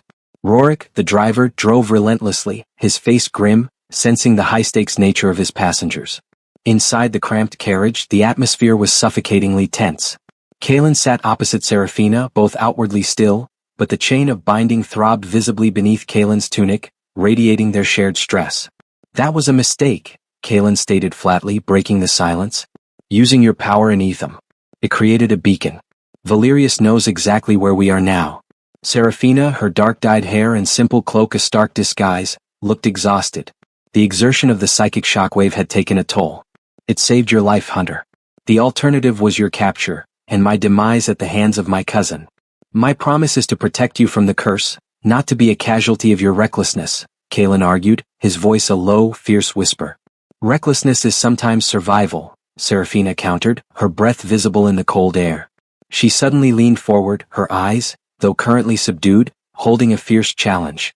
"Or would you have preferred I succumb to the sanguine curse and drain every heartbeat in that tavern, starting with yours?" "I chose the lesser evil, Kalen Thorne." The raw honesty silenced him. He ran a gloved hand over the chain, feeling the intricate, now fortified silver links. "We need a new plan," Kalen conceded, pulling out a topographical map. "The crypt of the First Light is high up in the mountains. We leave Rorik at the next outpost and proceed on foot. The mountain passes are the only way to lose Valerius's aerial scouts." As Kalen was outlining the escape route, The chain of binding suddenly jolted, not with Seraphina's internal turmoil, but with a terrifying, external vibration. Thump, thump, thump. It was the distinctive heavy sound of vampire aerial patrols, fast-moving, magically enhanced flyers used by the Citadel for long-range reconnaissance. "They're close," Kaelin warned, throwing the map down. "They shouldn't have been able to track us this fast." Seraphina's expression hardened. "They are not tracking my scent or my magic, Kaelin. Valerius is using my own fear. He knows where I am most vulnerable." She quickly pulled back the carriage's rough canvas curtain and stared out into the cold, desolate terrain. The aerial patrols were visible now, 3 dark, winged shapes circling high above, their shadows momentarily falling over the carriage. "They won't attack Rorik, they only want us," Kaelin assessed. "We have to abandon the transport. Now." He slammed on the carriage ceiling, yelling, "Rorik! Stop the carriage. We pay you double for the confusion." Rorik immediately reined in the horses. Kaelin threw open the door and shoved Seraphina out onto the hard, frozen ground. "Run. Follow me." Kaelin led her off the road and into a deep, frozen ravine, his hunter's instincts taking over. They ran, scrambling over the rocky slopes, using the dense shadows of the ravine to hide them from the patrols circling above. As they ran, the chain began to pulse with increasing violence, overwhelming Kaelin's senses. He felt a sudden, suffocating panic, a primal, deep-seated terror that wasn't his own. The cold, the darkness, the trap. Kaelin stumbled, momentarily blinded by the sheer force of Seraphina's psychic turmoil. He grabbed her arm, forcing her to stop. "Seraphina, what is it? That fear? It's not the curse." Seraphina's breath came in ragged gasps. Her eyes were wide, not with predatory hunger but with uncontrolled human terror. "The ravine? It reminds me of the crypt," she choked out. "The first king, when he sealed the curse, he used the cold, the isolation to amplify the terror. Valerius knows the history. He's trying to trigger a mental collapse." The fear Kaelin felt through the chain was her memory, the image of a young queen, chained and terrified, in the place where her ancestor sealed his fate. It was a profound glimpse into Seraphina's deeply buried humanity, the part she desperately tried to conceal with her regal facade. Kaelin knew he had to break the psychic trigger. He spun her around, forcing her to look him in the eye, his hands firm on her shoulders. "Look at me, Seraphina. Look at the chain. You are not chained in the crypt. You are here with me. I promise to protect you from yourself, and I will not let Valerius break your mind." He focused his immense willpower, the disciplined resolve of the Hunter of the Dawn, and channeled it through the chain of binding. He didn't try to stop her fear. He tried to share his resolve, the cold, unyielding commitment to their pact. The silver chain on their chests flared a brilliant white. The rush of terror hitting Kaelin's mind was instantly met with a wall of steel determination. Seraphina gasped, the raw panic draining from her face. Her breathing slowed. She was still afraid, but the fear was now controlled, compartmentalized. I heard your thought," she whispered, shaking her head. "Your resolve. It shielded me." "It's the point of the vow," Kaelin said, his own heart pounding heavily from the psychic battle. "We're connected. Use that connection. Focus on my control, not his fear." He scanned the sky. The patrol flyers were circling lower, their pilots sensing their position. "We move now," Kaelin instructed. "The mountain pass is our only chance to shake them." They continued their desperate ascent, the cold, jagged rocks tearing at Kaelin's boots. As they climbed, Seraphina suddenly pointed. "Up ahead," she hissed. "The pass is guarded. Not by Valerius. By your sentinels." Standing silhouetted against the dark mountain ridge were 3 armed human sentinels, Elias's patrols. They were waiting, clearly expecting Kaelin to attempt an escape through this bottleneck. Kaelin realized the grim truth. Valerius had tipped off Elias's council. The vampire lord wasn't just hunting Seraphina. He was actively collaborating with the human authorities to ensure Kaelin, the only one protecting the queen, was taken out of the picture. "Valerius is clever," Kaelin admitted, drawing his energy blades. "He's using my own people as his front line." "Your promise just became far more difficult to keep, Hunter," Seraphina observed, her voice now calm, all fear replaced by strategic calculation. "My promise is absolute," Kaelin reiterated, his resolve cold and hard. "We are not turning back. We go through them." The wind howled through the narrow mountain pass, carrying the scent of frost and danger. Kaelin Thorne and Queen Seraphina stood at the bottom of the ridge, facing 3 armed human sentinels. Faces he had once shared barracks with, now enemies ordered to capture or kill him. Kaelin Thorne. "Surrender immediately." The command rang out, amplified by the Sentinel captain's helmet mic. You are apprehended under charges of high treason and aiding a Class 1 hostile entity. Drop your weapons. Kalen raised his hands slightly, his energy blade still concealed. He knew these men. They were disciplined and deadly. Attacking them was unthinkable, but surrendering was handing Seraphina straight to Valerius. Captain Rylan, Kalen called out, recognizing the lead sentinel's voice. I am under an oath to protect the stability of the realm. Valerius is making a move. He's using you. Silence, traitor. Rylan retorted. The Queen's madness is Valerius's opportunity? We don't care about vampire politics. We care that you are running with the bloodsucker. Take the shot. A high-pitched whine signaled the charging of the Sentinel's stun rifles. Kalen had mere seconds. He shoved Seraphina behind a jagged outcrop of rock. Stay down. No magic. Kalen didn't draw his blades. Instead, he pulled 3 specialized EMP grenades, designed to disrupt vampire technology, and hurled them high up the slope. The grenades burst in rapid succession, not with fire, but with a silent, invisible electromagnetic pulse. The Sentinel's sophisticated communication gear, thermal visors, and targeting systems immediately shorted out, plunging them into sudden, functional darkness. Hold fire. Visors down. Rylan roared, momentarily disoriented. Kalen seized the opening, sprinting toward a dense thicket of stunted, icy pines that offered cover. He needed to get past them without engaging in lethal combat. As he ran, Seraphina appeared beside him, moving with the same silent, focused intensity.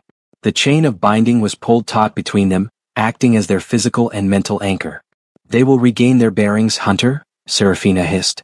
Your methods are too gentle. They are my former colleagues. Kalen snapped back. I won't kill my own people for your throne, Seraphina.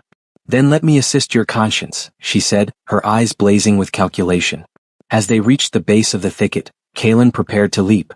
But Seraphina stopped, suddenly reaching out and touching the ground with her hand. She didn't use visible magic. Instead, through the psychic link, Kalen felt a cold, ancient command, a subtle manipulation of the earth itself. The moisture trapped in the granite soil instantly froze, creating an invisible, treacherous sheet of ice directly where the sentinels would follow.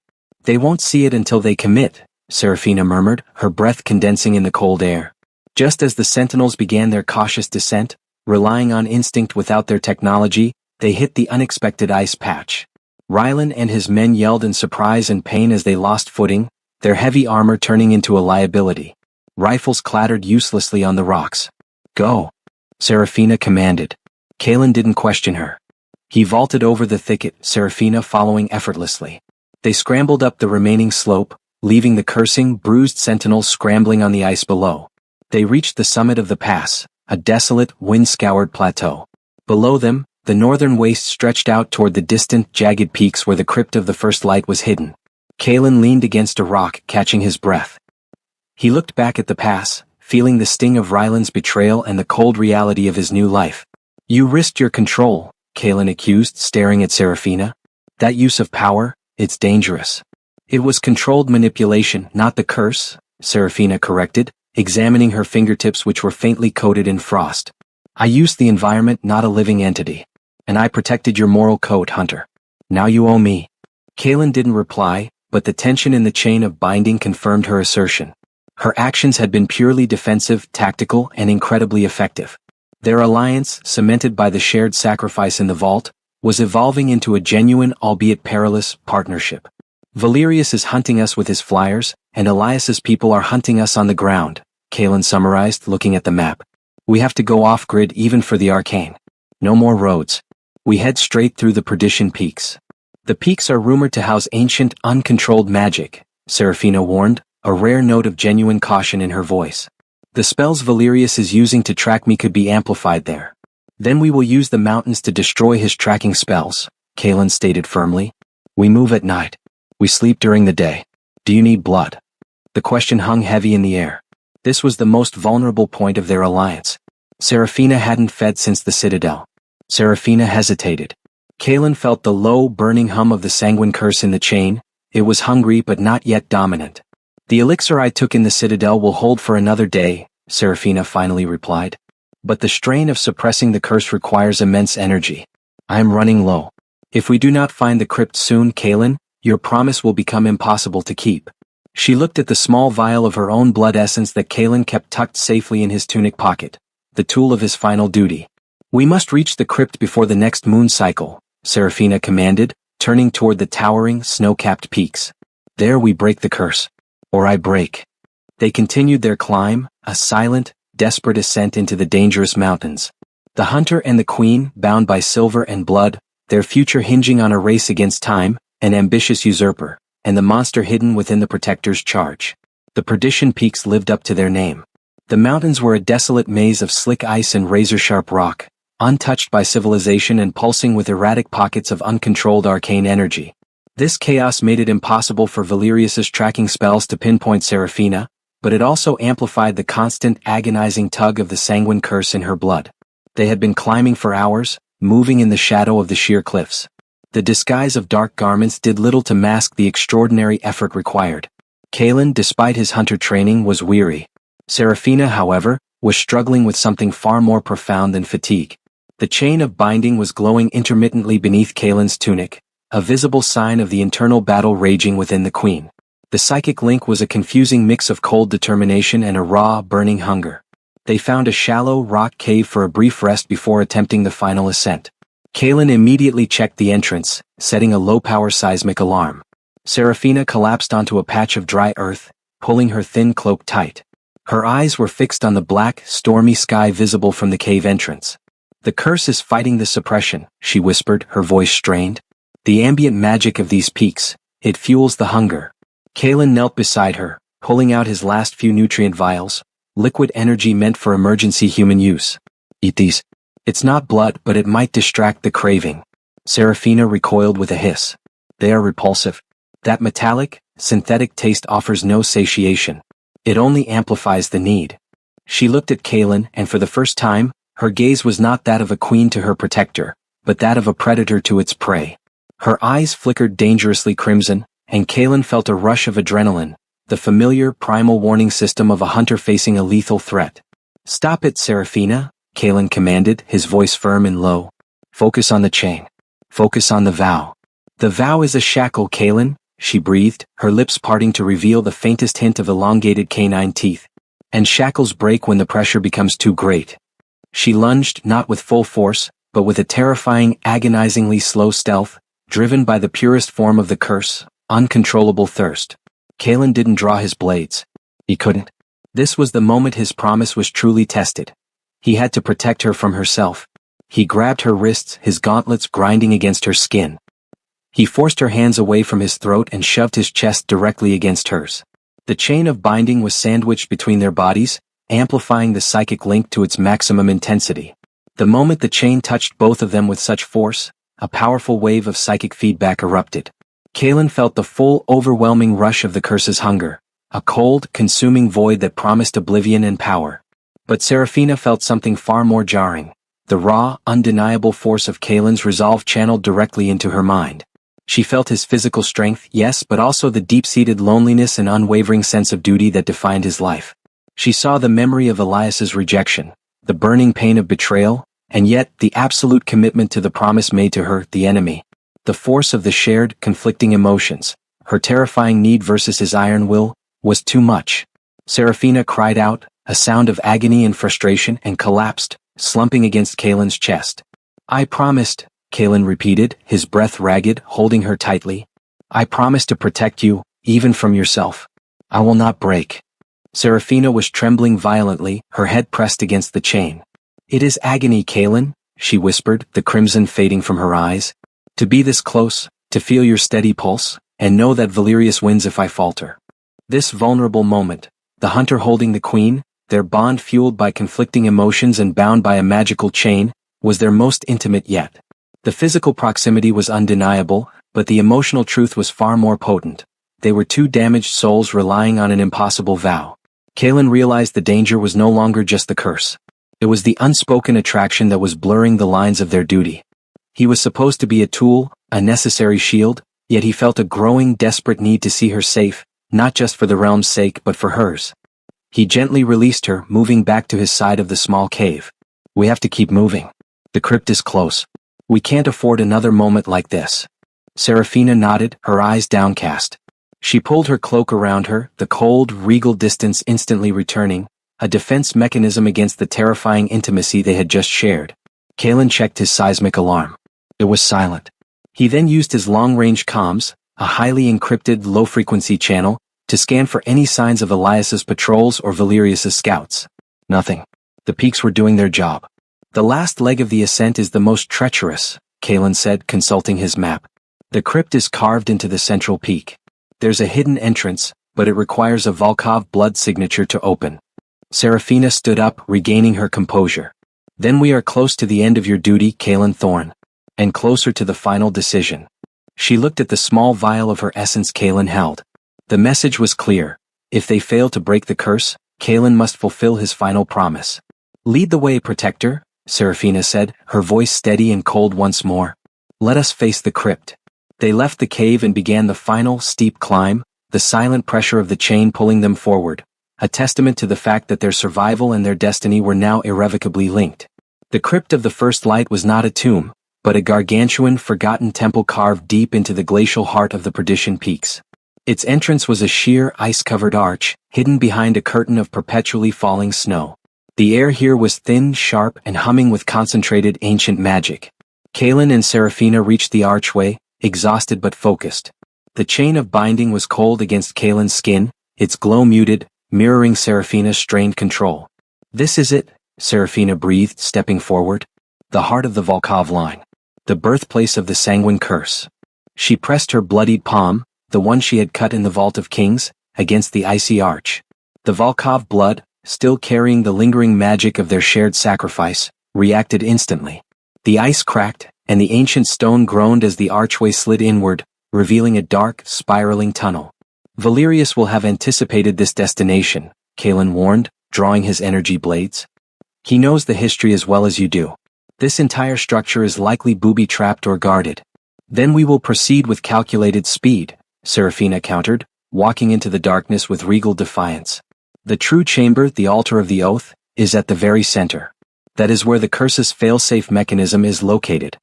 They moved through the crypt's winding corridors. The walls were etched with millennia-old murals depicting the history of the Volkov line, the first king, his noble quest, and the ritual that created the curse, a desperate measure to ensure his successors ruled with mercy. As they moved deeper, the temperature plummeted, but the psychic pressure increased. The Sanguine Curse here was not just an internal battle. It was a physical force, pressing against Seraphina's mind, urging her to fail. The murals, they confirmed the forgotten law, Seraphina whispered, pointing to a depiction of the first king standing next to his queen. The ruler must share the burden of the throne with a partner of true devotion.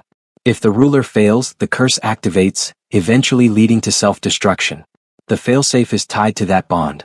They finally reached the altar of the oath, a vast, circular chamber dominated by a black obsidian altar. On the altar rested a single, massive crystalline heart pulsating with dark red light. This was the source of the curse's power. The heart, Seraphina gasped. If we shatter it, the curse dies forever. The failsafe is deactivated. And the price? Kalen asked, his gaze fixed on the ominous crystal. Seraphina's face was etched with pain. The law demands the energy of the curse be neutralized by a sacrifice of true devotion. Not blood, Kalen. A vow of absolute, unconditional selflessness. The person making that vow must willingly sacrifice their deepest desire to save the realm. Suddenly, the entrance to the chamber slammed shut, trapping them.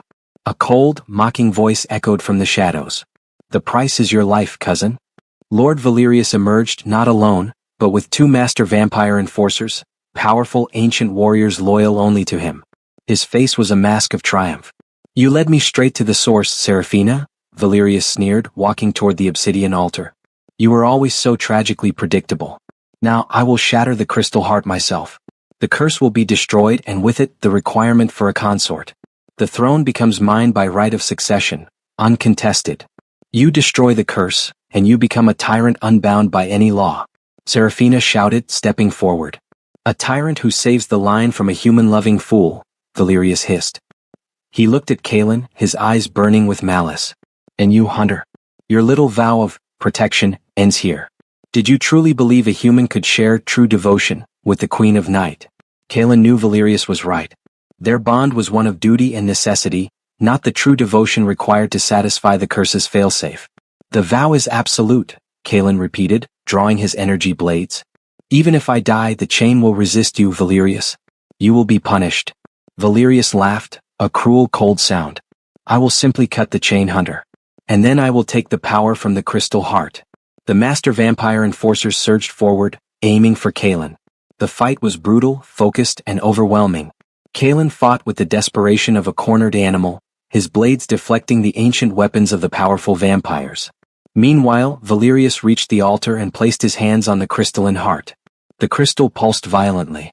Valerius began to chant, attempting to siphon the curse's power into himself before destroying the core. Seraphina rushed to the altar, attempting to stop him. Valerius threw her back with a casual, massive surge of force.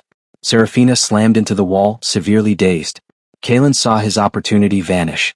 The enforcers were too much. Valerius was about to destroy the curse. Kalen knew what he had to do. He looked at the vial of Seraphina's blood essence in his pocket. The final duty. He couldn't let Valerius gain the power, and he couldn't let Seraphina be corrupted by the curse if Valerius failed. He made a split-second decision. He smashed the vial on the ground. The pure, concentrated Volkov essence instantly vaporized, sending a blinding wave of energy through the room. The effect was twofold. The vaporized essence temporarily paralyzed the two master vampire enforcers, and the energy surge slammed into the chain of binding. The chain flared with its most intense glow yet. Kalen felt the agonizing psychic feedback, but this time Seraphina felt something different. Valerius was distracted by the enforcer's paralysis. Seraphina, recovering from the impact, saw Kalen kneeling, struggling to breathe, having just sacrificed the only thing that could save his own life, the tool of his final escape. In that moment of shared, self-inflicted sacrifice, Seraphina realized the truth. Kalen's promise was not about duty.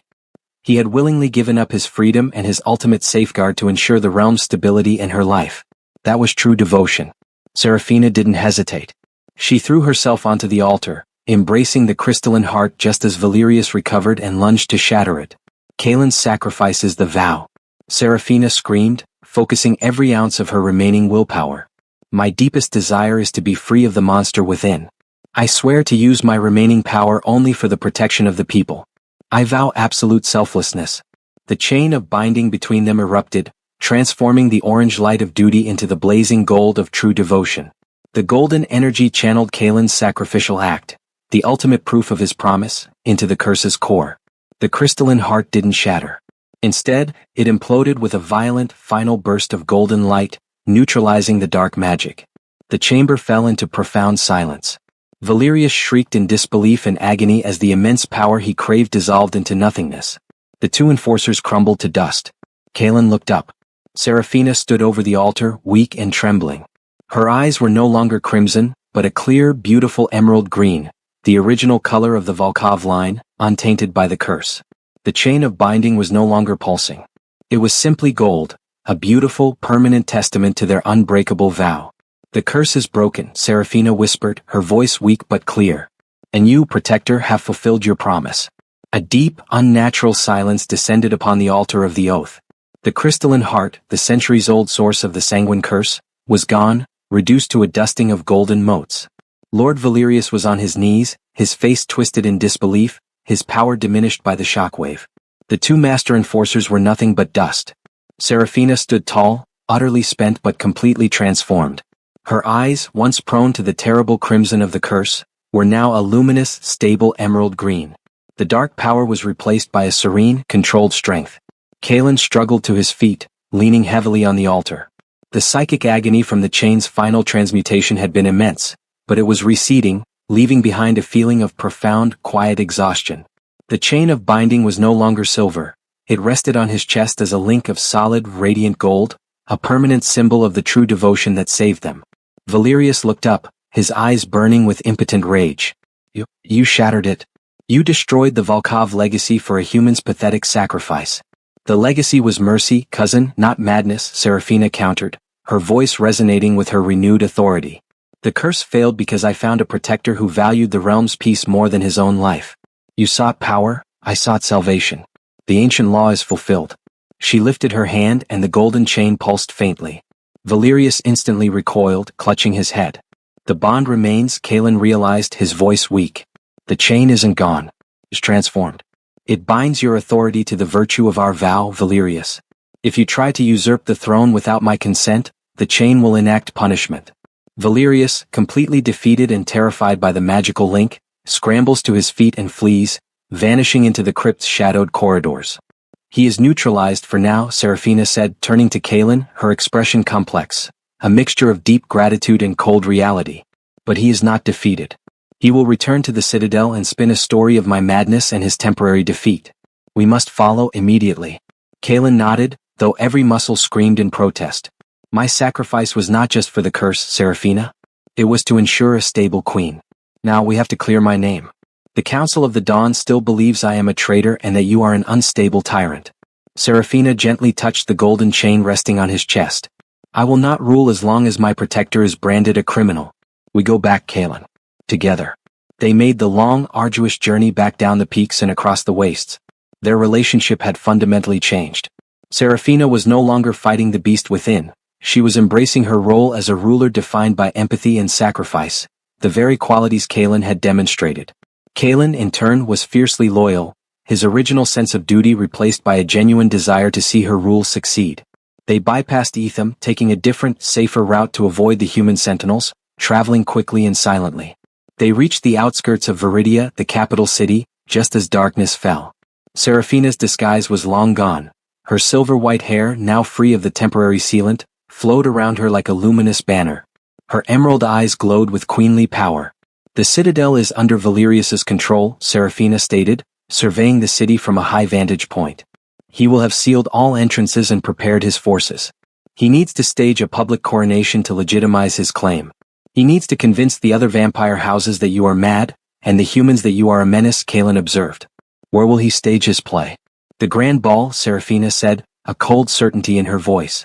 It is the traditional place for the Volkov line to present the next ruler or consort to the ancient houses. He will hold it tonight. He will be attempting to secure the final pledges of loyalty.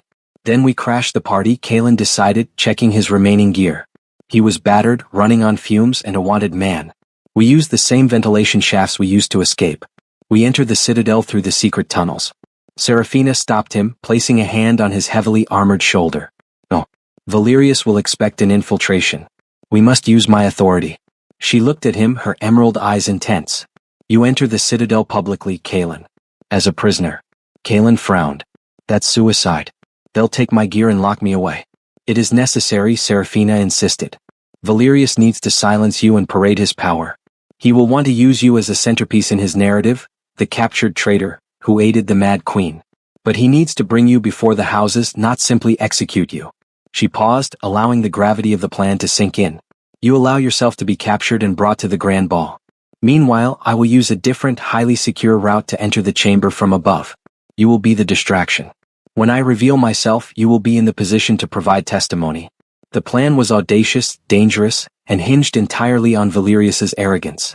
And what about the human council? Kaelin asked. If they catch me before Valerius's guards do, I'll be executed before sunset. The risk is unavoidable, Seraphina conceded. But you have the golden chain, Kaelin. It is the living proof of the vow. You are no longer just a hunter. You are the protector of the Volkov throne. We must rely on that truth to break Valerius's narrative. Kaelin looked down at the golden chain. It was their only piece of evidence, a magnificent, magical burden. Fine, Kaelin sighed, accepting the terrifying risk. I'll give him his traitor. Just promise me you won't be late for the show, Your Majesty. Seraphina gave him a rare, genuine smile, a smile free of the curse's shadow. A queen is never late, protector. She simply arrives when the performance requires her presence. They parted ways. Kaelin turned towards the city's main gates, willingly walking into the hands of his enemies, the golden chain his only proof of an impossible truth. Part 3 had begun. Kaelin Thorne walked into the opulent snare of the Volkov citadel willingly, his heart hammering not with fear, but with calculated tension. He strode onto the main causeway just as the sun set, illuminating the massive Gothic spires in a defiant red glow. He was still wearing his damaged, dirt-caked hunter suit, a stark visual contradiction to the glittering vampire guards surrounding the gate. Halt. Identify yourself. A guard captain barked, leveling an arcane rifle. Kaelin stopped, raising his hands slowly. The only movement he made was deliberately letting his tunic fall open, revealing the heavy, radiant golden chain of binding resting against his chest. I am Kaelin Thorne, the human protector, he stated clearly. I am here to fulfill my promise to Queen Seraphina. Take me to Lord Valerius. The sight of the chain, now unmistakable solid gold, shocked the guards into momentary paralysis. They knew the legends of the relic but had never seen it so transformed. The captain quickly recovered, recognizing Kalen from the wanted posters plastered across the city. Seize the traitor. Bring him to the grand ballroom. His execution will be the centerpiece of the coronation. Kalen offered no resistance. They ripped his remaining gear off, his energy blades, his comms, his protective helmet, leaving him utterly vulnerable. He was roughly escorted through the citadel, past chambers now gleaming with preparations for the evening's event. The grand ballroom was a sight of terrifying, seductive splendor. Hundreds of high-ranking vampire houses had assembled, ancient nobles, master vampires, and political opportunists, all dressed in their finest, waiting to witness the transition of power. At the far end, raised on a temporary dais, stood the obsidian throne, draped in black and silver banners. And standing before it, radiating cold confidence, was Lord Valerius. Valerius spotted Kalen immediately. A predatory grin stretched across his face, a perfect mask of triumph. He knew that Kalen's voluntary surrender meant Seraphina was close, but Kalen's presence was too valuable to ignore. Ah, the traitor himself. Valerius boomed, his voice amplified by magic, drawing the attention of every noble in the room. Kalen was forcibly dragged onto the main floor and slammed to his knees directly before the dais. His eyes met Valerius's, and the master vampire's triumph was palpable. Behold, my esteemed colleagues. Valerius announced, gesturing dramatically toward Kalen. The human who was meant to be my cousin's consort. This creature is the proof of Queen Seraphina's total descent into madness. He began his performance, spinning a magnificent, chilling lie. Seraphina, consumed by the sanguine curse, lost her mind and sought to install this human, this hunter, as her king consort, using the chain of binding to enslave him. Valerius declared, stepping closer and wrenching the golden chain from Kalen's neck. The gold flared, sending a brief, agonizing spike of pain through Kalen, but Valerius ignored it, holding the chain high. She polluted the sacred Volkov line with this disgusting farce. Valerius continued. I battled her madness in the crypt of the First Light, where she failed to destroy the curse and instead fled, leaving this chained idiot behind. A ripple of shock and disgust spread through the assembly. The visual was powerful. The majestic, golden chain in Valerius's hands, the captured, dirted human kneeling before him. Valerius's lie was perfect. It explained the chain's glow as enslavement and Kalen's presence as Seraphina's ultimate failure. Valerius looked down at Kalen, his eyes narrowed in contempt. And now, Hunter, you will provide the final, public testament to her insanity. Tell them. Tell them that Seraphina Volkov is a madwoman who forfeited her crown. Kalen struggled against the guards, but he was powerless. He had to stall. He had to buy Seraphina time. She is not mad, Kalen choked out, his voice hoarse. She broke the curse, Valerius. The chain is gold because the vow was fulfilled. True devotion was. Valerius didn't let him finish. He slammed the golden chain back onto Kalen's neck with brutal force. Silence. The madwoman speaks through him. Bind his mouth. As the guards moved to muzzle Kalen, a sudden, powerful tremor rocked the entire citadel. The opulent chandeliers above them swayed violently, and the enormous, ancient doors of the grand ballroom slammed shut. What is this? Valerius demanded, his composure finally cracking. Through the psychic link of the golden chain, Kalen felt a powerful, stabilizing presence. It wasn't Seraphina's fear or her hunger. It was pure, controlled queenly authority, the same strength he had felt after the curse was broken. I told you, Protector, her thought echoed clearly in his mind. A queen is never late. A shimmering crack appeared high up in the ceiling of the grand ballroom, directly above the obsidian throne. The ceiling was protected by centuries of defensive spells, yet the crack widened rapidly, spilling dust and glittering shards of arcane light onto the floor. From the fissure, descending slowly on a wire of pure, controlled dark energy, was Queen Seraphina Volkov. She was no longer wearing the common traveler's clothes. She was clad in a dress of deep, crimson silk, a direct, challenging reversal of the Queen of Night aesthetic. Her silver-white hair flowed like a waterfall, and her emerald eyes, clear and blazing with newfound power, fixed instantly on Valerius. She landed lightly on the dais right next to the obsidian throne. The only madness here, cousin, Seraphina's voice rang out cold and clear, silencing every soul in the vast room, is your arrogance. She looked down at Kalen, kneeling and bound below her. She extended her hand, and with a silent, powerful command, the shackles binding Kalen's hands and legs shattered. The stage was set. The queen had arrived to save her protector and reclaim her throne. The silence in the grand ballroom was absolute, heavy with shattered ambition and sudden awe. All eyes were fixed on Queen Seraphina, who stood defiant and magnificent on the dais, a vision in crimson, right next to the obsidian throne. Below her, the broken shackles clattered to the floor, symbolizing Caelan Thorne's immediate, magical freedom. Lord Valerius's face was a contorted mask of pure, venomous shock. He had prepared for a fugitive, perhaps a desperate assassin, but not for a queen radiating such stable, untainted power. Impossible. Valerius shrieked, his voice losing its amplified resonance. You were consumed. You were lost to the curse. I was saved, cousin, Seraphina corrected, her emerald eyes piercing him. Her voice, though not magically amplified, carried the weight of ancient authority. Saved by the true devotion you claim does not exist. The curse is broken, Valerius. The ancient law is fulfilled. She stepped forward, gesturing to Caelan, who was slowly rising from the floor, bruised but resolute. Behold the man you called a toy and a traitor. This is Caelan Thorne, the protector whose unwavering promise broke the sanguine curse forever. Seraphina reached for the golden chain resting on Caelan's neck. As her fingers touched the gold, it flared with a brilliant, golden light, momentarily illuminating the shocked faces of the assembled houses. The chain of binding, Seraphina announced, holding the medallion up for all to see. It was silver when bound by duty. It is gold now, forged by the sacrifice of his deepest desire, the desire to remain a free man, untainted by our politics. He risked death to save this throne from the monster I feared becoming.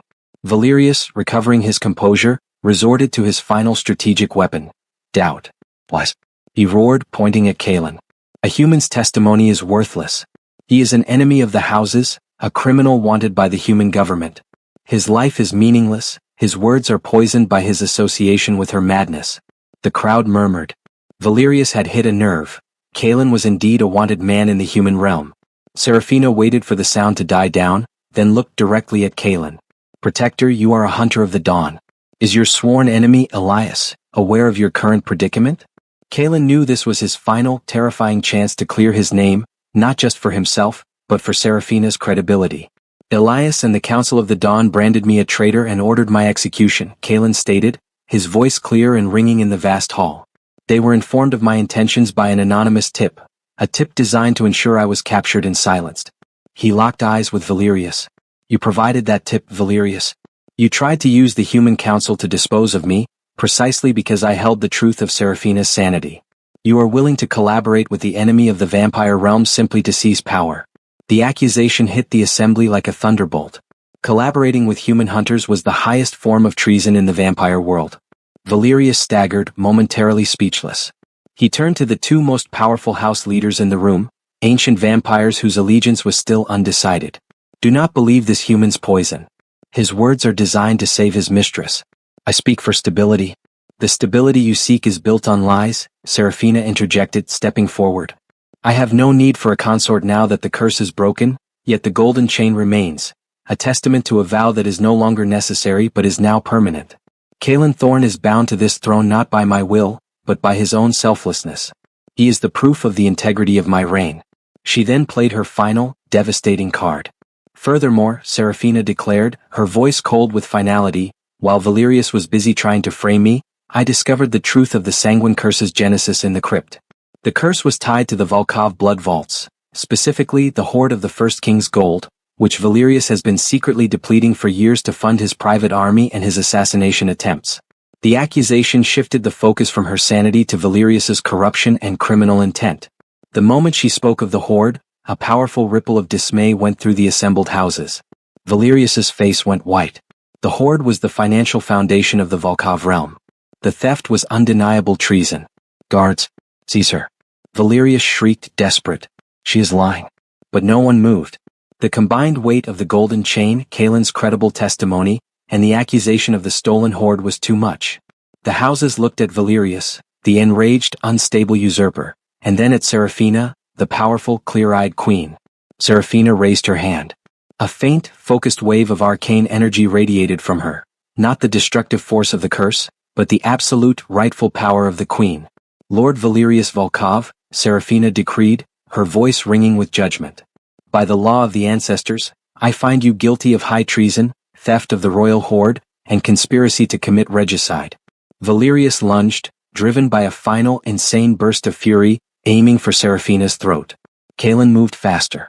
Though unarmed, he intercepted the attack with a perfectly executed hunter maneuver. He slammed his armored shoulder into Valerius's side, throwing the master vampire off balance. Seraphina finished the judgment.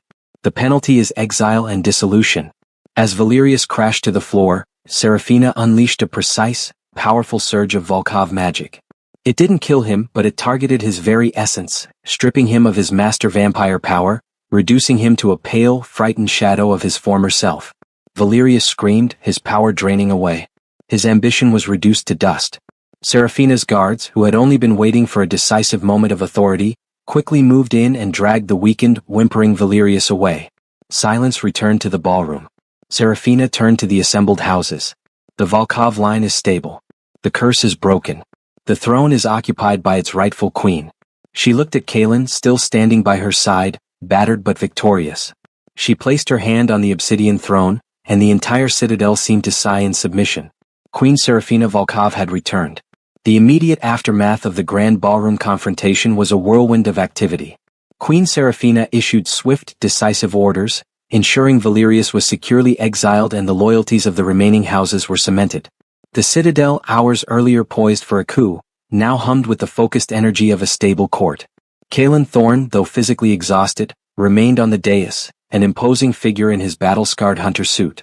He stood by Seraphina's side, the golden chain a blazing testament to his new, permanent role. He was no longer just the protector. He was the de facto consort, bound by true devotion. Seraphina finally turned to him, the emerald light in her eyes softening from royal decree to a profound, personal gratitude.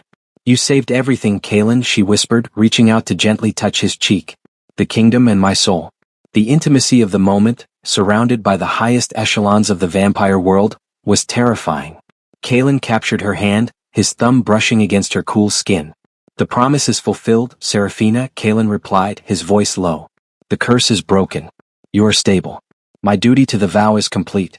But the meaning of true devotion had changed the nature of that duty. It was no longer a temporary contract. It was a permanent bond of the soul. A sudden commotion at the ballroom entrance cut their moment short. A high-ranking vampire sentinel approached, looking deeply uncomfortable. "Your Majesty, the main gate is surrounded," the sentinel reported. "Human sentinels from the Council of the Dawn. Their leader, Elias, demands an audience. They state their target is the fugitive, Kaelin Thorne." Kaelin felt the blood drain from his face. He had defeated Valerius, but he couldn't escape the consequences of his actions in the human realm. "Elias," Kaelin muttered, the name tasting like ash.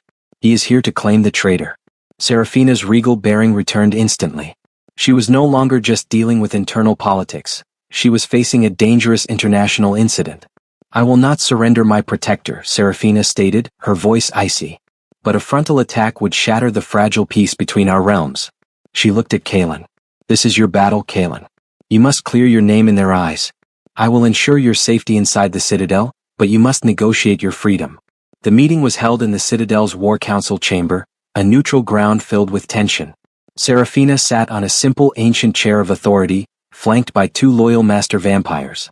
Across a vast obsidian table sat Elias, the human council's leader, accompanied by two hardened sentinels, including Captain Rylan, who glared at Kaelin with cold fury. Elias was stone-faced, his eyes reflecting immense disappointment and betrayal. "You have committed the highest treason, Kaelin," Elias began, his voice flat. "You aided the vampire queen, violated your oath to the dawn, and attacked our patrols. We demand your immediate release into council custody for trial and execution." "My actions were a necessary evil to ensure stability," Kaelin countered, standing beside Seraphina. He pointed to the golden chain. "This chain is proof, Elias. It was silver, a vow of duty. It is now gold, a vow of true devotion that saved the Volkov line from total collapse." "A trinket?" Rylan scoffed. "A fancy new shackle for a human puppet." Seraphina intervened, her presence a silent, powerful threat. "Do not mistake the chain, Captain. Kaelin's vow prevented the sanguine curse from driving me to madness. Had I fallen, the resulting chaos would have consumed your cities. He saved the realm, human and vampire alike. He saved his mistress," Elias stated bitterly. "And in doing so he betrayed his people. Our intelligence shows that Lord Valerius was defeated tonight. If you are stable, Queen, then the threat is over. Kaelin Thorne is no longer needed." We demand justice for his crimes. The negotiation reached a deadlock. Kalen was a criminal in the human world and an indispensable ally in the vampire world. Kalen knew the only way to break the tension was to address Elias's heart, not his logic. I know I betrayed your trust, Elias, Kalen said quietly, stepping forward. But I did not betray the core mission, protecting the innocent. Valerius conspired with human agents, your own agents, to frame me and guarantee his coup would destabilize the border. He was the true threat to the peace we built. Elias wavered, his stern gaze dropping slightly. The idea of Valerius using human agents to advance his own aims was a frightening thought, exposing the council to its own security breaches. Serafina seized the momentary leverage. The Volkov line is stable. I am issuing a royal decree. Kalen Thorne is granted permanent diplomatic immunity, serving as the official envoy and protector of the vampire realm to the human council. He is under the protection of this throne. She looked directly at Elias. If you try to take him, Elias, you will not be engaging a traitor. You will be declaring war on the unified Volkov houses. Elias looked at the unyielding queen, then at Kalen, the man he mentored, now bound by gold to his eternal enemy. The cost of war outweighed the satisfaction of revenge. After a long, agonizing pause, Elias nodded slowly. The council accepts the diplomatic immunity under protest. But know this, Thorne, you are not welcome in the human lands. You are a ghost exiled from your past. You belong here with the consequences of your choice. Elias stood up, his gaze cold and final. He walked past Kalen without another word, leaving him with the crushing weight of his decision. The human council was gone, but the price of Kalen's promise was absolute exile. Kalen watched them go, the bitter reality settling in. His promise to Serafina was fulfilled, but his life was now irrevocably bound to the Citadel, a sanctuary he had once sworn to destroy. Serafina stood and walked to Kalen, taking his hands in hers. They cannot harm you here, Protector. I know, Kalen replied, looking around the Gothic chamber. But this is my prison, Serafina. I am an envoy with no one to send a message to. I am bound by true devotion to a world I don't belong in. Serafina leaned closer, her emerald eyes filled with a tenderness that defied her ancient status. Then let us build a new world together, Kalen Thorne. A world where a hunter can be a protector and a queen can finally be free. The tension that had built between them since the moment of their pact, duty, conflict, sacrifice, and now undeniable mutual feeling, finally broke. Serafina closed the distance, her lips meeting his in a kiss that sealed their political and personal fate.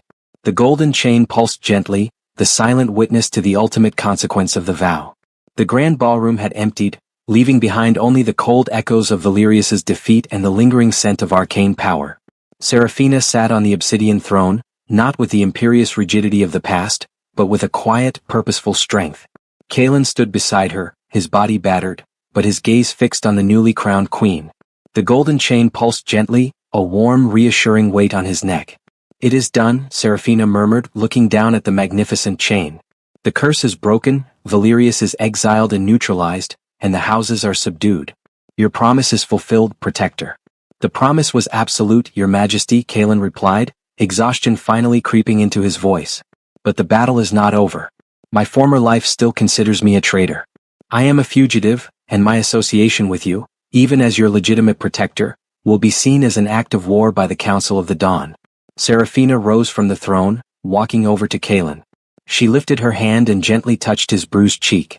The intimacy, free of the threat of the curse, was tender and real. I will not hide you, Kalen, Serafina stated firmly. The time for secrecy is over. The peace of both realms now depends on a new, stable alliance, and you are the living proof of that possibility.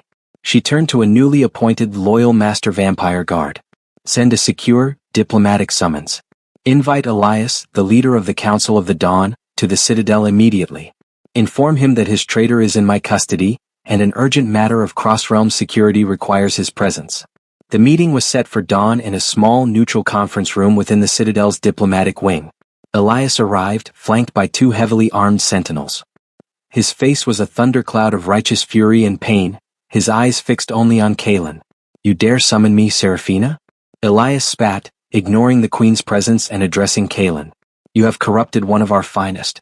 You are a disgrace, Kalen Thorne. Surrender to your true authority now. Serafina remained perfectly calm, sitting regally at the head of the polished obsidian table. Kalen sat beside her, silent, waiting for the queen's cue. You will address me with the respect due to a reigning sovereign, Elias, Serafina commanded, her voice soft but powerful. And you will listen to your former ally. Elias scoffed, but the sheer force of Seraphina's untainted authority made him pause. Kalen spoke, his voice clear and resonant. Elias, I was branded a traitor because I refused to execute a sovereign who was actively fighting for control of her sanity. I saved the vampire realm from the tyranny of Lord Valerius, who was using the threat of Seraphina's curse to usurp power and plunge both realms into war. He deliberately exposed the golden chain. Elias's eyes widened at the sight of the transformed relic. This chain is the evidence, Kalen continued. It proves that the curse is broken, that Seraphina is a stable, rightful ruler, and that my actions were driven by a vow of true devotion to protect the greater peace. The chain is an ancient relic. Its transformation means nothing to the council. Elias argued, though his conviction was wavering. It's a symbol of your enslavement, Kalen. She controls you. I control nothing but the stability of my rule, Seraphina intervened, rising to face Elias directly. The curse is gone. My need for a consort is gone. The chain remains because Kalen's vow of selflessness was the sacrifice required to break the curse. It binds his loyalty to the virtue of the throne, not the individual who sits on it. She then delivered the final blow to Elias's narrative. Furthermore, Elias, Seraphina continued, her voice hardening, I have proof that Valerius was in contact with high-ranking individuals within your own council, offering vast amounts of the stolen Volkov gold in exchange for your military aid in disposing of me. Valerius's plan was not to assassinate me himself, but to have your council do his dirty work. She placed several encrypted Volkov data slates on the table, containing irrefutable proof of Valerius's secret transactions with corrupted human council members. Elias stared at the evidence, his expression collapsing from anger to shock and deep, profound shame. He realized that Kalen hadn't been corrupted. He had been right. His judgment had been clouded by old hatreds, and he had nearly become Valerius's greatest pawn. The council branded you a traitor, Elias whispered, his voice broken. But the corruption ran deeper than we knew. You chose peace over prejudice, Kalen. You chose duty. He looked at Seraphina, then back at Kalen, the complexity of the situation overwhelming him. What do you want, Kalen? Kalen looked at Seraphina, who gave him a small, encouraging nod. I want the formal charges of high treason dropped, Kalen stated. I want a return to the human realm to clear the corruption from the council. And I want an official, signed non-aggression pact between the Volkov throne and the Council of the Dawn, mediated and permanently guaranteed by the protector of the throne. He tapped the golden chain. A permanent communication channel between us. I am the bridge, Elias. My life is the guarantee of peace. Elias looked at the evidence, then at the golden chain and finally into Kalen's unwavering eyes. The truth was undeniable. You are no longer a traitor, Kalen, Elias conceded, standing tall. You are the mediator. The charges are dropped. The pact will be signed.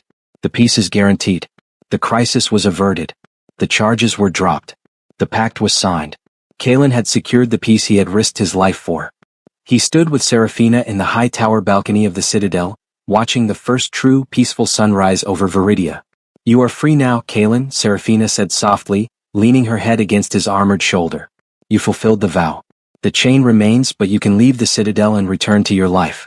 Kalen looked at the gold chain, then at the queen whose emerald eyes now reflected the dawn. He felt the constant, low hum of their connection, a connection no longer driven by necessity, but by love and mutual respect. My life is no longer just my own, Seraphina, Kalen admitted, finally letting his emotional guard down. The vow may be fulfilled, but the true devotion remains. My place is here to ensure the peace I brokered holds. My promise to protect the queen from herself is now a promise to protect the queen's peace. Seraphina smiled, a genuine warm light filling her eyes. Then remain protector.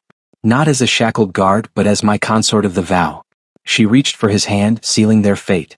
The hunter who had promised to protect the vampire queen, even from herself, had secured eternal peace, and in doing so had found his forever home by her side. The citadel was quiet.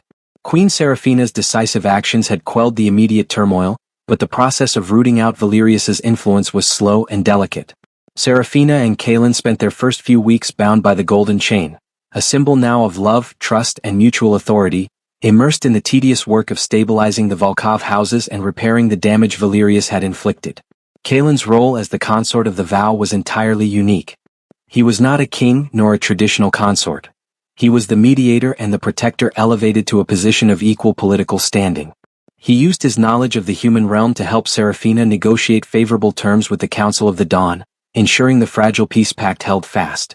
One evening, Kaelin found Seraphina in the private library, poring over ancient financial ledgers, the emerald light from her eyes illuminating the dust-covered pages. She looked up, a rare, genuine smile gracing her lips. The Volkov hoard is significantly depleted, Kaelin, she informed him, closing the massive book with a heavy thud. Valerius sold off assets and gold reserves to fund his private army and pay off those corrupted members of your council. The financial stability of the realm is compromised. Financial stability is my problem too now, Kaelin admitted, walking towards her. He reached out and gently traced the line of the golden chain where it rested on her collarbone. The metal was always warm, reflecting their psychic and emotional equilibrium. I need to return to the human realm briefly, Kaelin stated. My name is cleared, but the council still has internal corruption. I must secure the remaining financial records from the corrupted members Valerius dealt with. The gold must be recovered to prove the extent of his treason and restore your economy. Seraphina's smile faded, replaced by a deep worry. The human realm is still dangerous for you, Kaelin. Your former allies may accept your new status, but those who benefited from Valerius's gold will see you as a threat. Precisely why I must go alone, Kaelin reasoned. You are the center of stability here. If Valerius's remaining agents attack the citadel in your absence, the fragile peace will shatter. I will go in and out, silently as I was trained to do. You are no longer a hunter, Seraphina reminded him, her hand gripping the golden chain. You are my consort. Your life is now too valuable to risk on a simple retrieval mission. The tension of their conflicting duties, his need for action, her need for security, was a constant challenge in their new dynamic. My duty is to ensure the Volkov throne is stable, Kaelin insisted, his voice gentle but firm. And that means recovering your assets and eliminating the final traces of Valerius's conspiracy. I will not be reckless. Seraphina yielded, recognizing the absolute necessity of the mission. Very well. But you will take the highest level of protection. Use the cloaking devices from the Royal Armory. And you will not engage in conflict unless absolutely necessary. Your primary mission is retrieval. She walked over to a heavy, iron-bound chest and opened it. Inside, nestled on velvet, were ancient, powerful Volkov artifacts. She retrieved a small obsidian ring carved with the Volkov crest. This is the Ring of Return, Seraphina explained, placing it on Kaelin's finger. It is linked directly to the Citadel's central energy core. If you are in mortal danger, activate it. It will instantly draw you back to this chamber regardless of the distance. It is my failsafe. Kaelin nodded, accepting the protection. He looked at her, his eyes serious. I will be back by the next moon cycle. Valerius's agents are resourceful, but they are scattered. Kaelin entered the human realm the next night, moving through the undercity tunnels, clad in his black hunter-issue undersuit and equipped with Volkov cloaking technology. The familiar routine was a strange comfort after the weeks of intense politics. His target was a safe house belonging to Lord Alistair, the highest-ranking council member who had been exposed as accepting Valerius's gold. Alistair had fled before Elias could arrest him, taking crucial evidence with him. Kaelin infiltrated the abandoned safe house. It was meticulously clean, stripped of anything obvious. He used his sensor kit to find a hidden compartment and retrieved a series of coded data slates and a heavily encrypted ledger. Mission accomplished, Kaelin thought, feeling the familiar relief of a clean job. As he turned to leave, Kaelin felt a sudden, chilling spike through the golden chain. It wasn't Seraphina's anxiety, it was a strong, concentrated external surge of pain aimed at her. Seraphina is under attack. The realization slammed into him. The psychic link was now transmitting her immediate, violent struggle. Valerius. Kaelin didn't hesitate. He activated the Ring of Return on his finger. The obsidian ring flared with blinding white light, and Kaelin felt himself instantly pulled through space and time, rocketing back toward the citadel. He reappeared in Seraphina's private library, slamming back into the material plane with a rush of icy air. The room was chaos. Seraphina was battling Valerius, who had somehow returned from his exile, his face a mask of insane fury. Valerius was no longer a master vampire, but he was armed with ancient Volkov weapons and fueled by a terrifying, desperate rage. You should have killed me, cousin. Valerius shrieked, swinging a massive, enchanted warhammer. Seraphina, though still powerful, was on the defensive. She fought with pure arcane magic, but the tight confines of the library made her power unwieldy. She was bleeding from a cut on her forehead, and her hair was disheveled. Valerius saw Kaelin reappear. The human slave returns. Perfect. I'll break the chain and then I'll break your heart, Seraphina. Kaelin immediately lunged into the fight, his hunter training and instinct taking over. He pulled his concealed energy blades, hidden in the lining of his suit, and engaged Valerius. This was the final battle.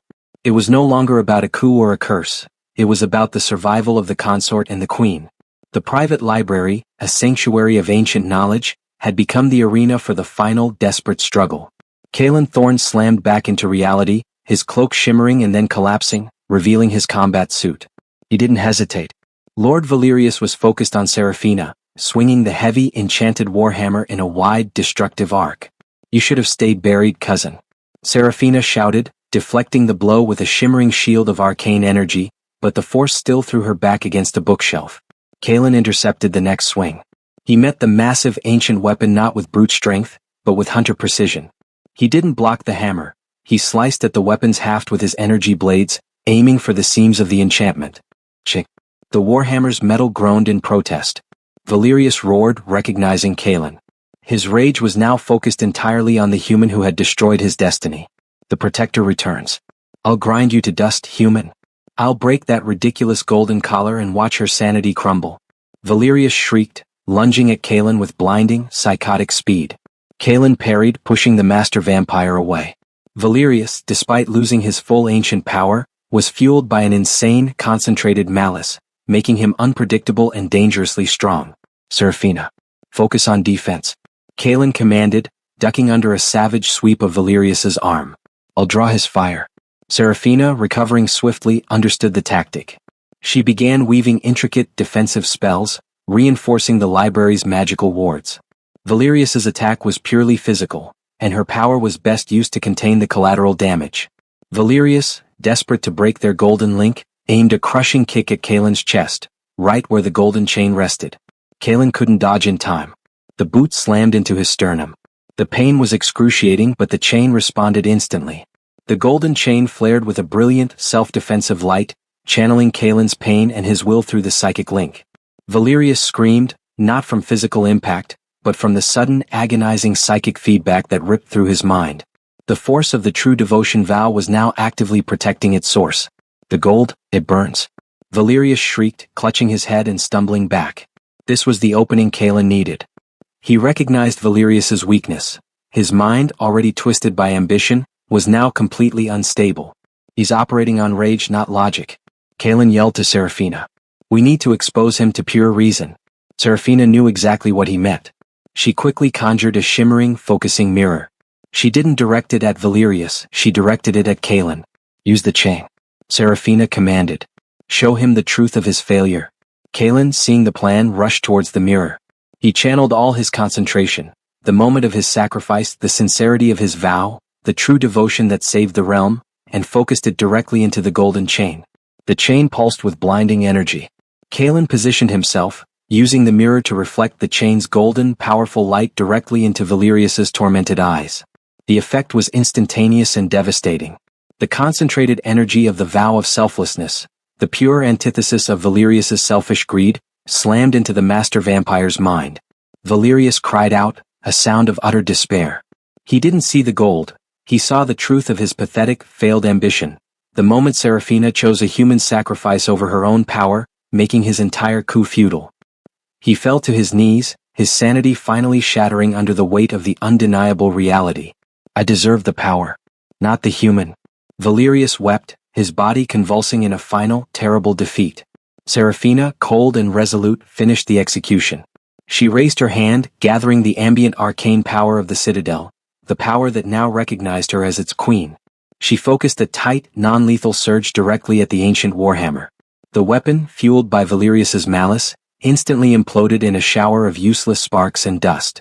Valerius, now utterly disarmed and broken, was left weeping on the floor, reduced to a traumatized, powerless noble. "Take him," Seraphina ordered her guards, who had finally been able to breach the magically warded door. "Place him in the deepest, shielded prison. He is no longer a threat. He is merely a relic of a time we have thankfully passed." The library was silent again. Caelan dropped his energy blades, which retracted back into his suit. He was breathing heavily, his ribs throbbing where Valerius had struck him. Seraphina rushed to him, her face etched with profound relief and concern. She immediately inspected his chest, gently pushing his bruised tunic aside to examine the golden chain. "Are you hurt?" she whispered, her fingers running over the gold. The chain protected me, Kalen managed, a faint smile touching his lips. It held fast. And I, protector of the vow, protected the queen. Serafina leaned in, her forehead touching his. You are more than my protector, Kalen. You are my consort. The very foundation of my stable reign. The intimate moment was their true, emotional coronation. The hunter had saved the queen not just from her curse, but from the threat of tyranny, solidifying the promise made in the citadel so long ago. They looked at the scattered books and the dented walls, the scars of their journey and their victory. The future was now theirs to build together. The golden chain was no longer a shackle of duty, but the unbreakable link of their forbidden, eternal love. The days following the final battle were a blur of political maneuvering and emotional decompression. Serafina worked tirelessly, using her untainted authority to solidify her reign. Valerius's scattered agents were quickly rounded up, and the Volkov houses, now fully convinced of Serafina's stability and Kalen's unique status, pledged their unwavering loyalty. The golden chain was no longer a topic of debate, it was the symbol of the new Volkov era. Kalen quickly settled into his role as the consort of the vow. His days were spent in diplomatic chambers, mediating trade agreements, and acting as the primary liaison between the vampire citadel and the human council of the dawn.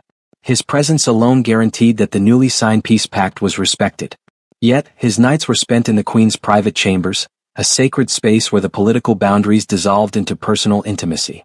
One evening, Kalen found Serafina standing before the massive antique mirror, running a hand through her long silver-white hair.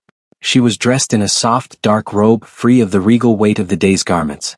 The balance is precarious, Kalen, she admitted, meeting his gaze through the mirror.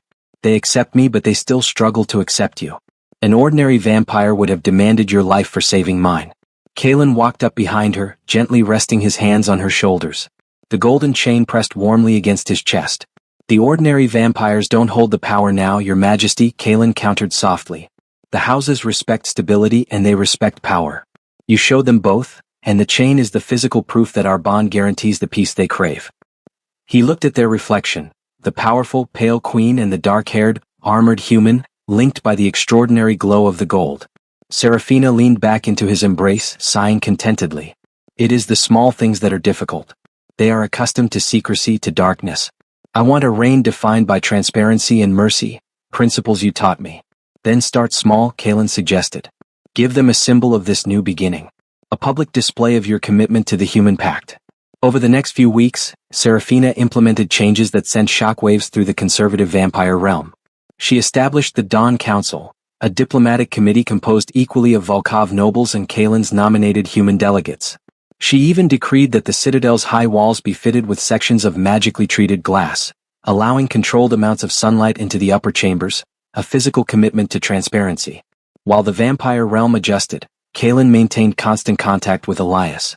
The human council had begun the slow, painful process of internal cleansing, arresting those exposed by Valerius's ledgers.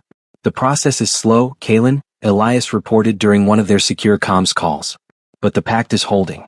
Your position as mediator is the only thing stopping the Senate from demanding Serafina's execution for associating with a traitor. They hate the fact that their peace is guaranteed by a former hunter and a vampire queen. Peace isn't meant to be easy, Elias, Kalen responded, looking at the golden chain. It's meant to be absolute. Despite the political success, Kalen faced personal isolation within the citadel. Though the servants were courteous and the nobles respectful, he was the only human, a mortal man living among ancient, powerful immortals. He missed the easy camaraderie of the hunter barracks and the simple familiarity of the human world.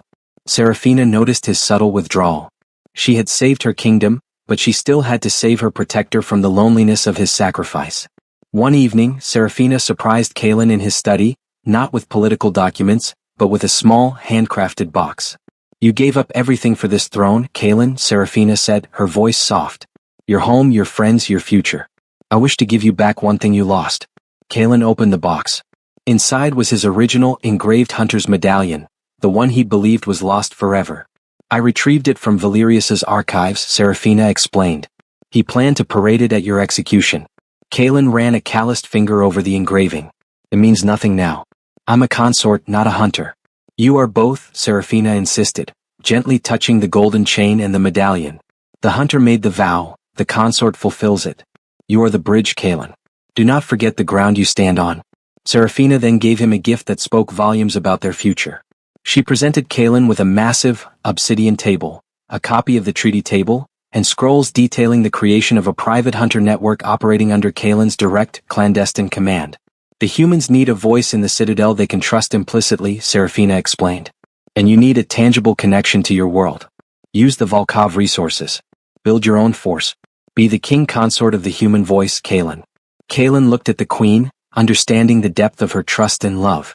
She wasn't just queen of the vampires, she was becoming queen of 2 realms, and he was her equal partner in that immense task. He secured the golden chain and accepted the medallion. Then let the work begin, Your Majesty, Kalen said, his focus renewed. The peace is secured. Now we build the empire. The Volkov citadel hummed with quiet efficiency under Queen Serafina's new rule. The magical glass windows in the upper chambers glowed faintly, a physical testament to the new era of transparency. Kalen spent most of his days in a newly established, highly secure annex, laying the groundwork for his private hunter network, a cross-realm intelligence group loyal only to the Golden Chain. He had successfully recruited a handful of disillusioned former council sentinels and a few neutral vampire scouts, creating a small but effective early warning system. One stormy night, Kalen was alone in the annex, poring over encrypted logs of Valerius's financial transactions. The ledgers, retrieved from the human realm, showed that Valerius had not only stolen gold but had also invested heavily in a remote, forgotten Volkov laboratory specializing in arcane manipulation. He wasn't just funding a coup, he was funding a fallback, Kalen realized, the dread settling heavy in his stomach. Just then his security system shrieked, not an external breach but an internal catastrophic failure.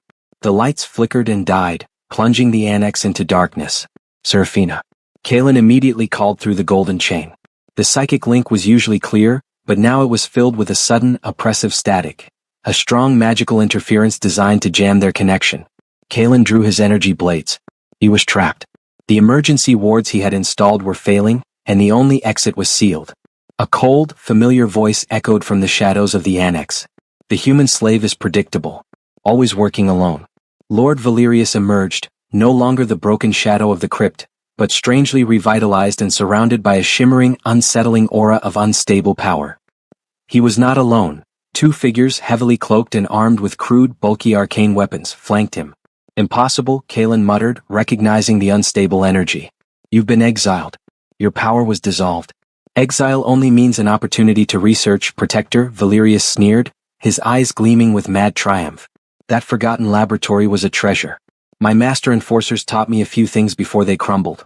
I may have lost my lineage power, but I gained something better, arcane amplification. Valerius was using the Forgotten Lab's technology to artificially boost his dissolved power, making him dangerously volatile. Your little golden collar can't save you now, Valerius hissed. The arcane static is focused on the chain, scrambling your connection to the queen. And your new friends? Valerius gestured to the 2 cloaked figures. They pulled back their hoods, revealing the faces of 2 of Kalen's recently recruited former council sentinels. Betrayal runs deep, Hunter, Valerius laughed. I found these disillusioned puppies before you did. I offered them what the Queen's peace could not. Revenge against the council that abandoned them and human sovereignty through my rule. The betrayal was a cold, devastating punch. Kalen realized his attempt to build a loyal network had been sabotaged from the start. Your queen will watch her perfect peace shatter when her trusted human consort is publicly exposed as a traitor to both realms, Valerius promised. The 2 corrupted sentinels immediately opened fire. They weren't using stun rifles. They were using modified, high-impact human anti-vampire weapons, loaded with explosive silver rounds. Kalen fought back desperately, using the collapsing bookshelves and tables as cover. The close-quarters battle was chaotic and brutal. He was outnumbered and outgunned, fighting men who knew his every move. One sentinel managed to flank him, firing a shot that grazed Kalen's side. The silver grazed his combat suit, causing a painful burn. The chain is a trap, Serafina. Valerius shouted, knowing the magnetic field was slowly draining the jamming static. I'll break the human and I'll break you. Valerius raised a hand, and a massive surge of unstable arcane power slammed into the secure wall that separated Kalen from the main citadel. The wall groaned, then began to crumble. My final gift, Valerius gloated. I will expose the truth of your reign to the entire citadel, the weak, vulnerable human who guarantees your peace. As the wall collapsed, Serafina, who had been fighting the jamming static in the main citadel, finally broke through. The golden chain flared with a blinding intensity, momentarily shattering the remaining arcane static. Kalen felt Seraphina's pure, terrified presence in his mind. "Kalen, I'm coming." But Valerius had anticipated her arrival. He focused his unstable power on a massive structural support beam directly above Kalen. "Too late, Queen," Valerius shrieked. "Watch the symbol of your devotion crush." The beam ripped from the ceiling, plunging down onto Kalen. Kalen had no time to dodge. He braced himself, accepting the impact. But before the beam hit him, a surge of pure, violent arcane energy erupted from Seraphina's direction. It wasn't the contained, beautiful power of the new queen. It was a wild, desperate, and unstable power, the kind born of pure, protective rage. The energy slammed into the beam, diverting its path by mere inches. The beam didn't hit Kalen. It crashed next to him, shattering the floor. Seraphina stumbled into the ruined annex, her hair disheveled, her emerald eyes blazing with an uncontrolled, terrible light. The pure force of her anger had temporarily overwhelmed her self-control, releasing the kind of destructive power she had vowed to contain. "You will not touch him," Seraphina roared, her voice echoing with ancient, terrifying authority. The two corrupt sentinels, terrified by the sheer force of the queen's uncontrolled power, froze. Valerius, however, saw his chance. He launched a final, massive assault, aiming his amplified arcane energy not at Seraphina, but at the golden chain itself, the symbol of their unbreakable vow. If the chain breaks, the vow fails. And the curse returns, Seraphina. Valerius screamed, unleashing his final blast. The ruined annex was bathed in chaotic, unstable light.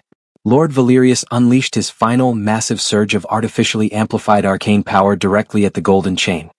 His goal was not to harm Kalen physically, but to break the vow of true devotion that underpinned Seraphina's reign. Seraphina, fueled by pure, terrifying protective rage, countered with an equal and opposite force. The power she released was raw and uncontrolled, the very instability she had fought so long to suppress. The air thrummed dangerously, threatening to collapse the entire citadel wing. Kalen knew that if Seraphina continued to fight with this intensity, she would either destroy Valerius and herself, or fracture the fragile peace they had built. The solution lay in the golden chain. "Seraphina. Control." Kalen mentally projected through the fiercely contested link. "Don't fight his power. Use the VOW." Kalen slammed his hands onto the golden chain resting on his chest. He didn't focus on fighting Valerius's attack. He focused on the essence of the vow, the selfless, absolute commitment to her stability and the realm's peace. The golden chain responded instantly. It absorbed Valerius's unstable arcane blast and Seraphina's wild counterforce, acting as a stabilizer and a conduit. The gold flared not with chaos, but with a brilliant, steady white gold light. The light was pure true devotion made manifest. It didn't destroy Valerius's power, it instantly nullified its source by exposing the raw greed and instability that fueled it. Valerius shrieked, his amplified power dissolving into useless sparks. The psychic feedback was excruciating, not just pain but the mental anguish of facing his own selfish failure amplified tenfold. He was reduced to his core, pathetic self. Seraphina's rage instantly subsided. She felt the calm, steady flow of Kalen's resolve channeled directly into her soul, pulling her back from the edge of instability. The light from the chain reaffirmed their bond, reminding her that she was no longer alone. The two corrupt sentinels who had been frozen by the sight of the unstable power, seized their chance to escape through the newly created hole in the wall. Kalen ignored them. The priority was Valerius. Valerius, his power gone, collapsed against the shattered wall, weeping uncontrollably. "It's not fair. The throne was mine." Kalen walked toward him, the golden chain radiating cold authority. "The throne belongs to stability, Valerius. The vow made it so." Seraphina approached, her voice now steady and imbued with queenly justice. "Your final act was to corrupt a vow of peace and try to shatter the only thing that guarantees the future of the Volkov line. You have proven yourself a threat to the stability of both realms." She knew that simply imprisoning Valerius would never be enough. His ambition was a mental illness that would always find a way out. Seraphina raised her hand not to execute him, but to enact a final, terrible judgment that reflected the law of the ancient kings. "By the law of the ancestors, which you so desperately tried to manipulate," Seraphina decreed, her voice ringing with finality, "you are exiled from the presence of the Volkov line, forever stripped of your name and your essence. You will be sent to the most isolated plane, where your ambition will have no one to corrupt and no one to rule." With a powerful surge of controlled magic, Seraphina opened a deep, black arcane fissure in the floor, a tear in the fabric of reality. It was a doorway to a pocket dimension used for eternal banishment. Valerius looked into the void, his eyes wide with horror, realizing the true finality of his defeat. He was dragged to the edge by Seraphina's loyal guards. With a final choked cry of treason, Valerius was shoved into the fissure, and the doorway snapped shut, leaving no trace. The threat of Lord Valerius was eliminated forever. The citadel was safe. The consort of the vow and the queen stood amidst the rubble of the annex, their bodies bruised but their bond unshakable. Seraphina gently touched the golden chain, then looked at Kaelin, her eyes shining with unshed emotion. "You saved me, Kaelin. Again. You were right, the curse is broken but my rage is not." "Your rage was protective, Seraphina," Kaelin corrected softly. "It was the queen defending her throne and her consort. And the chain will always be the anchor. It stabilized the fight." Kaelin knelt and began searching the rubble for the crucial data slates he had retrieved from the human realm. The corrupt sentinels were gone, but the evidence was still vital to secure the pact. He found the satchel intact with the ledgers safe inside. The 2 corrupt sentinels escaped, Kaelin noted grimly. They'll report to the remaining corrupted council members. They will try to spin a story of a vampire attack and a human execution. Seraphina nodded, her political instincts instantly returning. "Then we counter with the truth. We will use the ledgers to expose the full corruption. We will show the human council that you were not a traitor, but a double agent working to root out their rot. And the 2 traitors will be proof of the instability Valerius created within your own security," Kaelin added. "We expose both sides simultaneously, to force absolute transparency." Their eyes met, no longer queen and protector, but equal partners in governance and love. The future was clear. Their strength lay in their unity and their commitment to shared truth. The atmosphere between the Volkov citadel and the Council of the Dawn was razor-thin. News of the internal citadel battle, spun by the 2 escaping corrupt sentinels, had reached the human council. The story was simple. Queen Seraphina was unstable, she had executed her own noble, Valerius, and her human consort was a collaborator. Seraphina and Kaelin knew they had to act decisively. They summoned Elias and the 5 most powerful council senators, including the 2 highest-ranking officials implicated in Valerius's ledgers, to an emergency closed-door summit at the Citadel. The setting was a neutral, heavily shielded chamber. Seraphina sat at the head of the long obsidian table, her emerald eyes calm but intense. Kaelin sat beside her, the golden chain visible over his repaired suit, his hand resting on the retrieved data slates. Elias, visibly tense, spoke first. "Your Majesty, the Council demands an explanation for the violence. 2 of our sentinels report an unwarranted attack by your forces and they accuse Kaelin of aiding a blood-crazed tyrant. One of the implicated senators, Senator Varys, a man known for his self-righteous posturing, slammed his hand on the table. Kaelin Thorne is a double agent. He is a traitor to humanity. He must be extradited immediately for trial." Seraphina raised a single calm hand, silencing the room. "The trial begins now, Senator Varys. But the defendant is not my consort." Kaelin smoothly slid the retrieved data slates across the table, directly to Elias and the unaffected senators. "These are ledgers recovered from the human realm, detailing a widespread conspiracy," Kaelin stated, his voice steady. "Lord Valerius was not my ally, he was our mutual enemy. He funded a coup with stolen Volkov gold and was paying off high-ranking members of this council to assassinate the vampire queen and blame it on border tensions." The senators who had not been involved gasped, snatching up the slates. Varys and his ally, however, maintained a facade of outrage. "These are forgeries." Varys spluttered, his face pale. "Vampire propaganda. You cannot trust the word of a known traitor." Seraphina intervened, her power focusing on Varys. "The ledgers detail specific accounts, dates and meeting locations, Senator. Furthermore, the 2 sentinels who fled, who you rely on for your testimony, were on Valerius's payroll, acting as his infiltrators within Kaelin's nascent intelligence network." She pointed to Kaelin's golden chain. "The gold is the proof of the sacrifice Kaelin made to secure the stability you now enjoy. His actions broke a curse that threatened both our realms. Your actions, Senator Varys, risked a full-scale inter-realm war for personal profit." Elias quickly scanned the data. The details were too specific, the encryption too complex to be simple forgery. He looked at Varys, realizing the depth of the deception. "Senator Varys," Elias said, his voice cold with betrayal. "These charges of corruption and treason against the council must be investigated. Immediately." Varys, seeing his position crumble, made one final, desperate move. He activated a concealed signal jammer, a specialized device meant to block high-frequency communications, and lunged toward Kaelin. "You won't escape a human execution, traitor." Varys screamed, pulling a concealed, specialized silver knife, designed to incapacitate vampires, and lunging toward Serafina. Kaelin reacted with blinding speed. He intercepted Varys before the senator could reach the queen. Kaelin's instincts as a hunter, honed by years of combat, were flawless. He disarmed Varys with a sharp strike to the wrist. The silver knife clattered harmlessly away. Serafina, though capable of defending herself, watched Kaelin handle the threat with lethal efficiency. The sight of her consort defending her against a human enemy, in front of the entire council, was the ultimate display of their bond. Elias and the loyal sentinels immediately moved to restrain the struggling Varys. "The evidence is clear," Serafina announced, watching the subdued senator. "The threat to peace came from within your council, fueled by a rogue vampire seeking power. Lord Valerius is neutralized, and now his human collaborators must face justice." The summit concluded not with conflict, but with a renewed, deepened peace. Varys and his accomplice were arrested and faced charges of high treason in the human realm, based on the evidence Kaelin provided. The final result was the Pact of Transparency. Serafina agreed to establish a permanent mediator office within the Citadel, headed by Kaelin, giving the Human Council unprecedented access and information exchange.